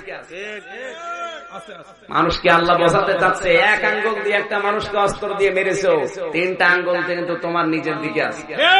একটা গুলি যদি ওর মুখে করো, তোমার আল্লাহ 3টা গুলি দুনিয়ায় খাওয়াবে, তোমার স্ত্রীকে ওইভাবে গলা কাটা মুরগির মতো কাঁদাবে, এরপরে মরণ দেবে। প্রশাসনের একটু পদ পাওয়ার জন্য কত মানুষকে গুম করো, তোমার বউ ঠিক ওইভাবে কাঁদবে। দুনিয়া অত সহজ হলে আল্লাহ সব ছেড়ে দিচ্ছে। আল্লাহ বলেন আমি ছাড় দেই, কিন্তু ছাড়ি না। আমি দেখি মানুষকে ঘড়ি, এই যে ঘড়ি ওড়ে ঢিল দেয়, ও মনে করে আর কত দূর আমারে কেউ নামাতে পারবে না। কিন্তু সন্ধ্যা হলে ঠিক এই লোকটা আস্তে আস্তে করে টান দেবে। আপনি যত উপরে ওঠেন, আপনার আসল টার্গেট কিন্তু আল্লাহর হাতে চাবিকাঠি আছে। যত উপরে ওঠেন না কেন, আল্লাহ একবার নামাবে। আর যখন নামাবে, তখন আপনি যদি নামতে না চান, ছিড়িয়ে যাবেন, তাও আল্লাহ নামাবে। এজন্য আমরা সাবধান হব, আমাদের দ্বারা যেন কারো কোন মানুষের বাবা হারা না হয়, স্বামী হারা না হয়। স্বামী হারা যারা, তারা টের পায়। এই 10 বছরে কত স্বামী হারা মেয়ে মাঝে মাঝে কল দিয়ে বলেছে, তোমার তো নিয়ে কিচ্ছু নেই। আমি এমনিতে কাঁদি কম, কান্না আসে না। এই কথাগুলো শুনলে সেদিন সুবর্ণচরে গিয়েছিলাম, নোয়াখালীর এই মাকে 4 জন মিলে ধর্ষণ করেছে, 4 সন্তানের মা। ওর মা বসে আছে, আমি ভাই অনেকগুলো মানুষ ছিলাম হাসপাতালে। মেয়েটা বলছে আমার বেদেরি গেছিল, ছোট মেয়ে 5-6 বছর বয়স, বলছে আমার বেদেরি কে আমার মারে ধর্ষণ করছে। এ কাজ যেই করুক এদের বিচার হওয়া দরকার বাংলার মাঠে। হয়তো আজকে আপনি করছেন না, নিজের দলের লোক, নিজের দলীয় লোক, এই জন্য 10 দিন পরে দেখবেন আপনার মেয়ে নিয়ে ফুর্তি করবে। তখন টের পাবেন যে কি হলে কি হয়। এখন তো কিছু মনে হচ্ছে না। নিজের বউকে নিয়ে যখন এই কাজ করবে তখন টের পাবে, তখন বিচার চাইতে গেলেও কেউ বিচার নেবে না। কথা বলেন, আল্লাহ ছাড় দেয়, ছেড়ে আরো জোরে আল্লাহ তাহলে কেটে বাদ দিয়ে দেন। শুধু কোরআন পড়ে কি করবেন যদি আপনি না মানতে পারেন? সুতরাং আল্লাহ বলেছেন আমি ছাড় দেই। আল্লাহু ইস্তাহজিউ বিহিম ওয়া ইয়ামুদ্দুহুম ফি তুগয়ানিহিম ইয়ামাহুন। মানুষ যখন বাড়তে চায় ওরে আরো বাড়ার সুযোগ দেয়, এমন অন্ধকারে চলে যায় ওর বিবেক আর তখন কাজে লাগে না। ও ভালোকে ভালো বলে, মন্দকেও ভালো বলে। এদের স্বামী যাদের কাছে তাদের নাম আল্লাহ ধরেননি, এরপর এই মহিলাটা আমার আল্লাহর কাছে বরদোয়া দেননি স্বামীর নামে। আপনি যদি আদর্শ হিসাবে কাউকে নিতে চান হযরত আসিয়াকে নেবেন। কথা বোঝা যাচ্ছে? ফেরাউনের কথা বলছিলাম, মানে নাই। 3 নম্বরে নাম পেয়েছি আমি হযরতে খাদিজাতুল কুবরা, নবীর স্ত্রী। 4 নম্বরে নাম পেয়েছি বিশ্ব নবীর ছোট মেয়ে ফাতিমাতুজ জোহরা। তামাম পৃথিবীর মুসলিম নারীদের 4 জন মহিলা আদর্শ, 1 জন মারিয়াম, 2 নম্বর আসিয়া, 3 নম্বর খাদিজাতুল কুবরা, 4 নম্বর ফাতিমাতুজ জোহরা রাদিয়াল্লাহু তাআলা আনহা। জোরে বলেন আমিন। বন্ধুর প্রভাবটা আমি শিক্ষা দিচ্ছিলাম শেষ পর্যন্ত। ফেরাউন ডাক দিয়ে বলছে তুমি যদি আমারে না মানো তোমার এইভাবে বিদায় করে দেব। বিদায় করে দিয়েছে, এর বড় মানে নাই। এইটা নিজের স্ত্রীকে ছাড়ে নাই, এইটা ছড়িয়ে পড়েছে মানুষের ভেতরে। ওরে বাবারে কি রে, নিজের বউকে ছাড়ে না, ও যদি না মানে আমারও ছাড়বে না।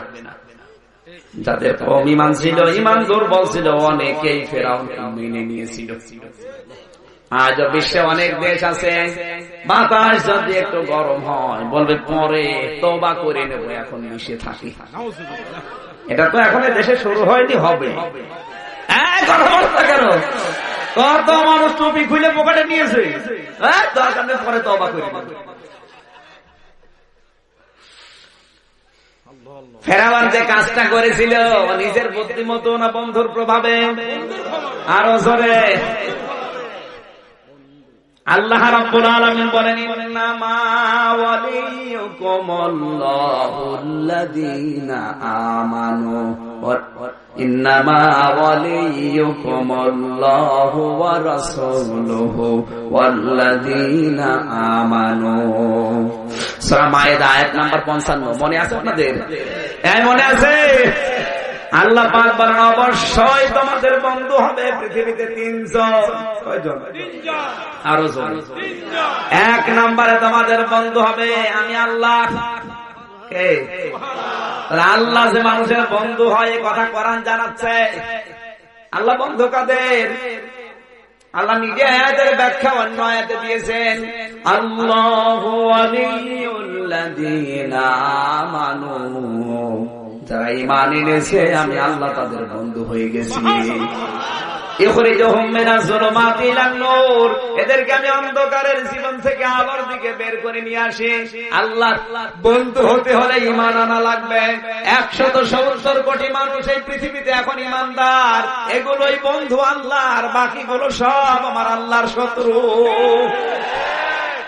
সুতরাং আমরা বন্ধুর ভেতরে আছি তো না? এদের পরবর্তী শব্দ কি? ইখরিজুহুম মিনাজ যুলুমাতি ইলান নূর। ইখরিজুহুম, তিনি আল্লাহ তাদেরকে বের করে নিয়ে আসেন অন্ধকারের জীবন থেকে আলোর দিকে। সুতরাং যে সমস্ত ঈমানদারেরা আল্লাহর বন্ধুত্বের দাবি করার পরও মানুষের তৈরি করা আইন কানুন নিয়ম নীতির এই অন্ধকারের পথ ছেড়ে দিয়ে কোরআনের পথে আসতে পারে না, ওরা আজও আল্লাহর বন্ধু হতে পারে না। والذين كفروا أولياؤهم الطاغوت يخرجونهم من النور إلى الظلمات। তাগুতের বন্ধু তারা, কাফের যারা, ওদেরকে তাগুত কি করে? আলোর পথগুলো বাদ দিয়ে অন্ধকারের দিকে নিয়ে যায়। এখানে আলো আর অন্ধকারের ব্যাখ্যা পড়েছি। জুলুমাত বহু বছর, নূর এক বছর। ইসলাম হচ্ছে নূর। ইসলাম কয়টা? আজ যদিও ইসলামকে মানুষ ভাগ ভাগ করে ফেলেছে, আসলে ইসলাম কয়টা? আর জুলুমাত অন্ধকারের পথ, হাজার হাজার।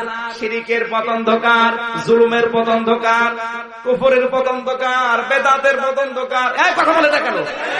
এগুলো সব অন্ধকার না? এগুলোর দিকে মানুষকে নিয়ে যায় আল্লাহর একমাত্র ইসলাম বাদ দিয়ে। উলাইকা আসহাবুন নার, এরা হচ্ছে জাহান্নামের অধিবাসী। হুম ফিহা খালিদুন, চিরকাল এরা জাহান্নামে থাকবে। জোরে বলেন নাউযুবিল্লাহ। আয়াতটার মূল শিক্ষা এই, ওয়াল্লাযীনা কাফারু আউলিয়াউহুমুত তাগুত। আউলিয়া ওলির বহু বচন। কাফের যারা, তাদের বন্ধু তাগুত। এদের কাজ কি? আল্লাহর তৈরি করা নিয়ম নীতি যেগুলো আছে এগুলো বাদ দিয়ে মানুষের তৈরি করা নিয়ম নীতির দিকে ওদেরকে ডাক দিয়ে নিয়ে যায়। আজ বাংলাদেশে কারা তাগুতের বন্ধু আর আল্লাহর বন্ধু, পার্থক্য হয়ে গেছে। এই কথা বোঝা লাগবে, পার্থক্য, পার্থক্য। এখন আপনি চিন্তা করেন, আপনি কি আল্লাহর বন্ধু না শয়তানের বন্ধু? আল্লাহর বন্ধুদের কাজ হচ্ছে উলাইকা আসহাবুল জান্নাহ হুম ফিহা খালিদুন, এরা জান্নাতের অধিবাসী, চিরকাল থাকবে। আর শয়তানের বন্ধু যারা, হুম ফিহা উলাইকা আসহাবুন নার হুম ফিহা খালিদুন, এরা শয়তান, আগুনের অধিবাসী, চিরকাল থাকবে। এই ধান্দা করবেন না যে কিছুদিন থাকার পরে আবার বের হয়ে আসবে, না, ও ধান্দা বাদ দেন। আর হুম ফিহা খালিদুন আপনাকে দেবে, এরপর আবার বের করে নিয়ে আসবে। এরকম যদি করে তাহলে তো ইয়ারকি মারা হবে। ইয়ারকি মারবে আল্লাহ? সুতরাং আপনি কোন পথে হাঁটছেন আপনি টের পাচ্ছেন। সূরা বাকারা 158 নম্বর আয়াত, 258 নম্বর আয়াত। বাড়িতে যে একটু মিলাবে 57, 58 এই দুইটা আয়াত একটু পড়েন, দেখবেন আপনি আল্লাহর বন্ধু না শয়তানের বন্ধু। আল্লাহর বন্ধু হলে আল্লাহ আপনাকে মানুষের তৈরি করা নিয়ম নীতি থেকে বাঁচিয়ে আল্লাহর আলোর দিকে আপনার জান প্রাণ দিয়ে কাজ করাবে। আর সবাইকে আল্লাহ কাজ করাবে, কারণ আল্লাহর বন্ধু আবার হওয়া লাগবে। বন্ধুর ভেতর পার্থক্য আছে না? বন্ধু শব্দের আমি প্রায় 29টা শব্দ পেয়েছি। বন্ধু, রফিক মানে বন্ধু। এই যে রফিক, রফিক কোন বন্ধুকে বলা হয়? এই যে এটা আমার বন্ধু, মনে করেন উনি আমাকে একজন মারছে, দেখে ওই বন্ধু জীবন প্রাণ দিয়ে হলেও বাঁচাবে, এর নাম রফিক। এর নাম কি? খালিল মানেও বন্ধু। খালিল বলা হয় কোন বন্ধুকে? যেই বন্ধু আমার আল্লাহর সন্তুষ্টির জন্য সব কাজ করতে পারে, তাকে খলিল বলে। এজন্য ইব্রাহিম নবীর নাম হচ্ছে খলিল। হাবিব মানেও বন্ধু। হাবিব বলা হয় ওই বন্ধুকে যে আল্লাহ ওই বন্ধুর জন্য সবকিছু করতে পারে, এই জন্য আমাদের রাসূলের নাম হাবিব। সুবহানাল্লাহ বলতে পারেন না? এরকম 29টা শব্দ পেয়েছি শুধু বন্ধু। রফিক মানে বন্ধু, জার মানে বন্ধু, হাবিব মানে বন্ধু, সাদিক মানে বন্ধু, তরিক মানে বন্ধু, এরকম অনেকগুলো আছে। এক একটা বন্ধুর আবার ক্যাটাগরি আছে, শ্রেণী বিভাগ আছে। এখানে যে বন্ধুর কথা না, মানুষ করে যাচ্ছে। আমি শেষ করে দিলে ভালো হয় নাকি? কেবল শুরু হচ্ছে ভাই, অনেক কথা শুনতে হবে আজ। আয়াতের ভেতরে যে কত কথা আছে, আমার জীবনে তো শেষ হবে না। তারপর আমি চেষ্টা করব যতটুকু পারি। থাকবেন তো? এরপরও যদি কেউ উঠে চলে যায়, দরকার হয় হাত দিয়ে চেপে ধরে রাখবে, বাড়ি যেতে পারবে। আমি সে আসছি কোথায়? সে ঝিনাইদহ থেকে। আমি যদি 2 ঘন্টা বসে থাকতে পারি, আপনি পারবেন না? আপনার পারা লাগবে। যদি না পারেন আপনার বিয়ে হবে।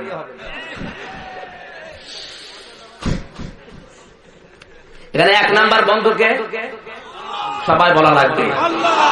আল্লাহ রাব্বুল আলামিন বলেন, আমাকে যদি কেউ বন্ধু হিসেবে পেতে চায় তার 4টা কাজ করা লাগবে।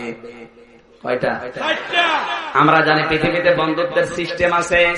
মোবাইল দিয়ে কেউ যদি বন্ধুত্ব করে, আগে ফেসবুকে তাকে বন্ধুত্বের অফার দেওয়া লাগে, সে অ্যাকসেপ্ট করবে, এরপর আবার চিঠি দেবেন, আপনি লিখবেন, কিছু উত্তর দেবে, আদান প্রদান হবে, এরপরে মোবাইলে কথা হবে, আস্তে আস্তে বন্ধুত্ব গাঢ় হবে, এরপরে হাদিয়াটাও বানিয়ে যাবেন। আল্লাহ রাব্বুল আলামিন বলেন, আমি যে বন্ধু, আমি তোর মোবাইল পাঠাবো না। আমি আল্লাহ তোমাদের কাছে চিঠি পাঠিয়েছি, ওই চিঠির সাথে যদি 4টা আচরণ করো আমি আল্লাহ তোমাদের বন্ধু হব। আল্লাহর পাঠানো চিঠির নাম হচ্ছে কোরআন। এই চিঠিটা প্রথমে আপনাকে পড়া লাগবে, 2 নম্বরের চিঠিটা আপনাকে বোঝা লাগবে, 3 নম্বরে এই চিঠিটা শুধু বুঝলেই হবে না, ওই চিঠিতে বন্ধু কি বলতে চেয়েছে ওই অনুযায়ী আপনাকে কাজ করা লাগবে। এতটুকুই না, বন্ধু যদি চিঠির ভেতরে লিখে দেয় যে এই কথাগুলো তুমি অমুক অমুককে জানিয়ে দাও, আপনাকে তাও করা লাগবে।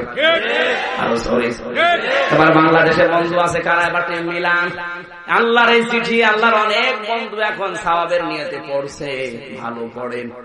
2 নম্বরে অনেক বন্ধু আছে এই দুনিয়ায় এটা বুঝছে, বোঝে আপনার সওয়াব আরো বেশি হবে। 3 নম্বরে অনেক বন্ধু আছে আল্লাহর বন্ধু হওয়ার জন্য এটা নিজে আমল করছে, পড়ে পড়ে যা লেখা আছে কাজ করার চেষ্টায় আছে, কিন্তু 4 নম্বর যে শর্তটা এইটা অনেক বন্ধু এখন মানে না। 4 নম্বর কি? শুধু পড়লে হবে না, বুঝলে হবে না, আমল করলেও হবে না। এই চিঠিটা যার যার কাছে পৌঁছানোর দায়িত্ব বন্ধু দিয়েছে, ওই কথাগুলো তার কাছে পৌঁছানো লাগবে। আরো জোরে। আজ বাংলাদেশে হাজারো আলেম কোরআন পড়ে, বোঝে, মানে ব্যক্তিগত জীবনে যতটুকু পারে, কিন্তু এই কথাটা যে মানুষের কাছে পৌঁছানো লাগবে এইটা করতে গেলে অনেক সময় মানুষ শত্রুতা করে, আর এইটা করতে গিয়ে আল্লাহ মাসায় দিয়েছে খানা। অনেক কোরআন পড়েছে ঠিক, বুঝেছে ঠিক, মানুষের যতটুকু আমল করা দরকার করেছে ঠিক, কিন্তু যখনই বলেছে না আমি শুধু পড়বো না, বুঝবো না, আমল করবো না, আমি মানুষকে মানাবো, এই কথা বলে না কেন? আজ বাংলাদেশে যে মুসলমান গুলো বলে আমি শুধু কোরআন পড়বো না, বুঝবো না, মানবো না, আমি মানাবো, তখনই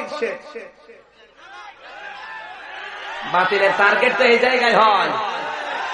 এরপর জীবন দিয়ে চেষ্টা করছে আল্লাহর বন্ধু হওয়ার জন্য। শর্ত যেহেতু 4টা মানাই রাখবে, ইমাম আবু হানিফা এই শর্ত মানতে গিয়ে তিনি কিন্তু পড়েছিলেন, কোরআন বুঝেছিলেন, তারপরে আমলও করেছিলেন, কিন্তু যখন বলেছে আমি কোরআন মানাতে চাই তখন 8 বছর জেলখানা।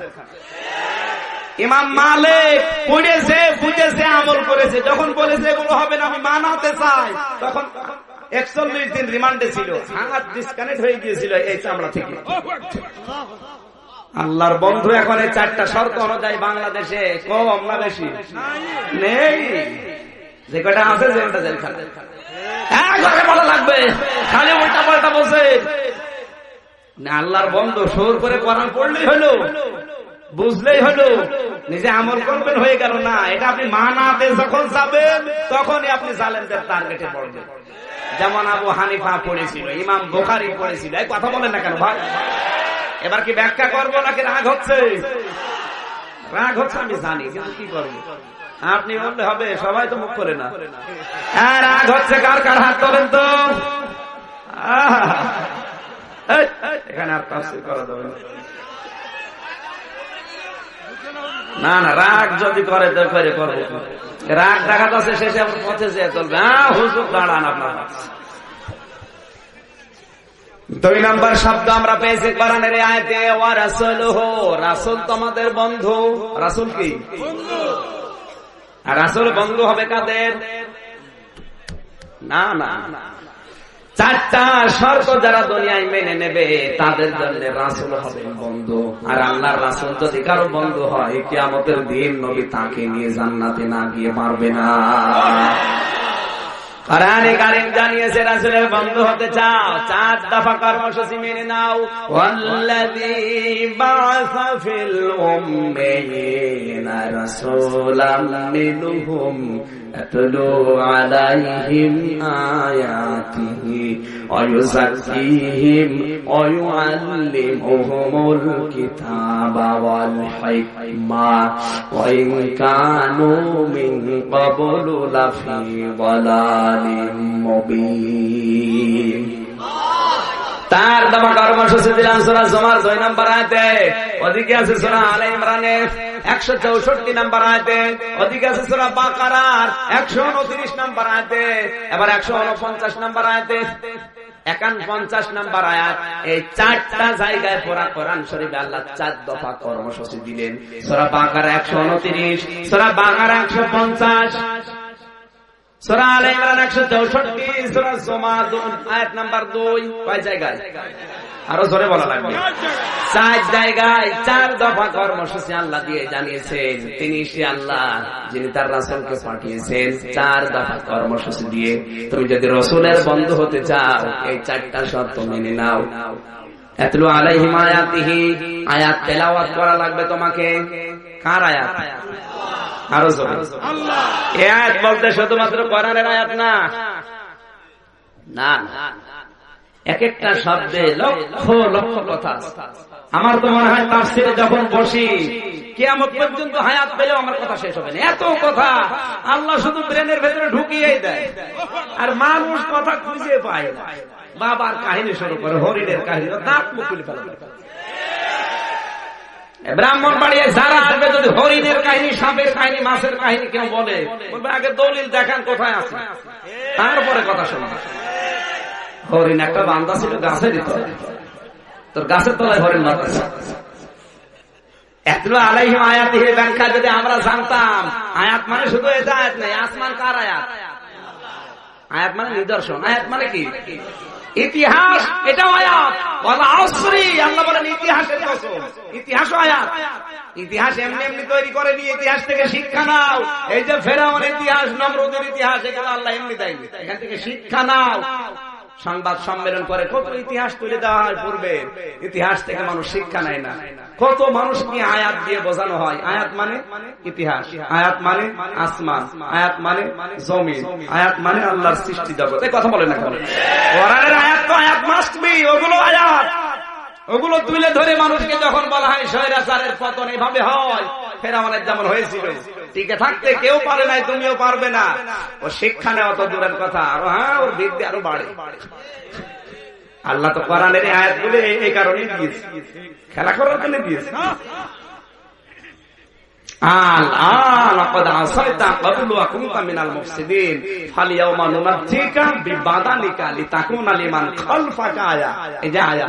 এটা কি? ফেরাউনের যে লাশ, এটা কিন্তু নিদর্শন। কথা বলে না কেন? এখান থেকে আপনি শুধু মিশরে যাবেন, লাশ দেখে চলে আসবেন, নাকি কিছু নেবেন না? আল্লাহ বলেন খালফাকা আয়া, তোর পরবর্তীতে দুনিয়ায় যারা আসবে তাদের জন্য তোকে আমি আয়াত করে রাখলাম। কেন?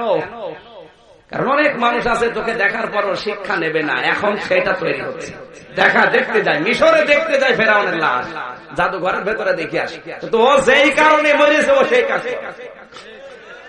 কথা বলে থাকে। আর আসলের কাজ হচ্ছে এভাবে আয়াত তুলে ধরা, বিভিন্ন ইতিহাস, আল্লাহর বিভিন্ন সৃষ্টি জগৎ নিয়ে গবেষণা করে তথ্যগুলো দুনিয়ার মানুষকে হাতে তুলে দেওয়া। এজন্য কোরআনে কারীম হচ্ছে গবেষণার বিষয়। তথ্য উপাত্তগুলো আপনি গবেষণা করে মানুষের কাছে তুলে দেবেন। এরকম এখন নবীর বন্ধু হওয়ার জন্য, রাসূলের বন্ধু হওয়ার জন্য যে শর্ত আমরা অনেকেই মানতে পারছি না, খালি কোরআন পড়ে। আতলু আলাইহিম আয়াতিহি, আল্লাহর আয়াতগুলো এভাবে পড়ো, ইতিহাস পড়ো, আয়াতের মর্ম অর্থ পড়ো। বাস্তবতায় কি দরকার আয়াত থেকে? কম্পিউটার তৈরি করবে আয়াত থেকে, অ্যাটম বম তৈরি হবে আয়াত থেকে। কথা বলছেন?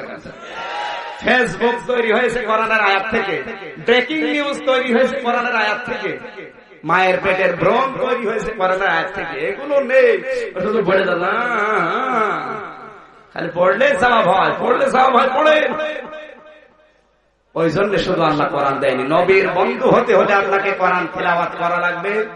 এইভাবে আমি যেভাবে বলছি, আমার মনে হয় কথা বোঝা যাচ্ছে না। আয়াত তেলাওয়াত করে আপনার বন্ধু যারা হবে তারা মানুষকে শোনাবে। আর যেভাবে শোনাতে গেলেই রাসূলের যেমন শত্রু ছিল, আমাদেরও শত্রু হয়ে যাবে। আর যদি শুধু সুর করে পড়তাম, কি হুজুর গো, পবিত্র করা লাগবে কোরআন দিয়ে। এখন পবিত্র কিভাবে করা লাগে, কিভাবে করেছিল, আমার মনে হয় কথা বলার ঠিক হচ্ছে না। 2 ঘন্টা হয়ে গেছে, থাক, তো পারা দরকার। শরীর থেকে না, এত কষ্ট জার্নিতে কষ্ট, 12-13 ঘন্টা একাধারে গাড়িতে বসে থাকা যাইতে পারে। এরপরে এসে খাবার খেয়ে তুলে 1-1.5 ঘন্টা যদি একটু ঘুমাতে পারতে। গরু দিয়ে আপনি চাষ করবেন, গরু যদি মরে, আমি মরে গেলে ভালো হবে? কিছু কিতাব লিখেছিলাম, তার ভেতরে একটা কিতাব আজকে এসেছে, কোন আমলে কোন জান্নাত, কোন আমলে কোন জাহান্নাম। যারা শিক্ষিত মানুষ তারা নিয়ে যাবেন, কাজে লাগবে। কোন আমল করলে আপনি কোন জান্নাত পাবেন, কোন আমল করলে কোন জাহান্নামে যাবেন, মোনাজাতের পরে নেবেন, এখন না। রাসূলের বন্ধু হওয়ার শর্ত বলছিলাম কয়টা? ব্যাখ্যার দিকে না, আমি শুধু থিওরি গুলো বলে চলে যাচ্ছি। 3 নম্বরে কিতাব, কিতাবের শিক্ষা ব্যবস্থা জারি করা লাগবে। এটা ফেরেশতারা করবে নাকি? আপনি রাসূলের বন্ধুত্বের দাবি করছেন কিন্তু কিতাবের শিক্ষা নেই। হিকমতের সহিত কাজ করা লাগবে। এরপরে আল্লাহ বলেন তোমাদের বন্ধু হবে যারা ঈমানদার, আর ঈমানদারদেরকে বন্ধু হিসাবে পেতে হলে 3টা কাজ করা লাগবে। নামাজ কায়েম করা লাগবে, যাকাত দেওয়া লাগবে, আর রুকুকারীদের সাথে রুকু করা লাগবে, তার মানে জামাতবদ্ধ হয়ে নামাজ আদায় করা লাগবে। আল্লাহ তুমি এই 3টা আর 4-8টা বিষয় অনুধাবন করে মানার তৌফিক দাও, আমিন। বারাকাল্লাহু লানা ওয়া লাকুম।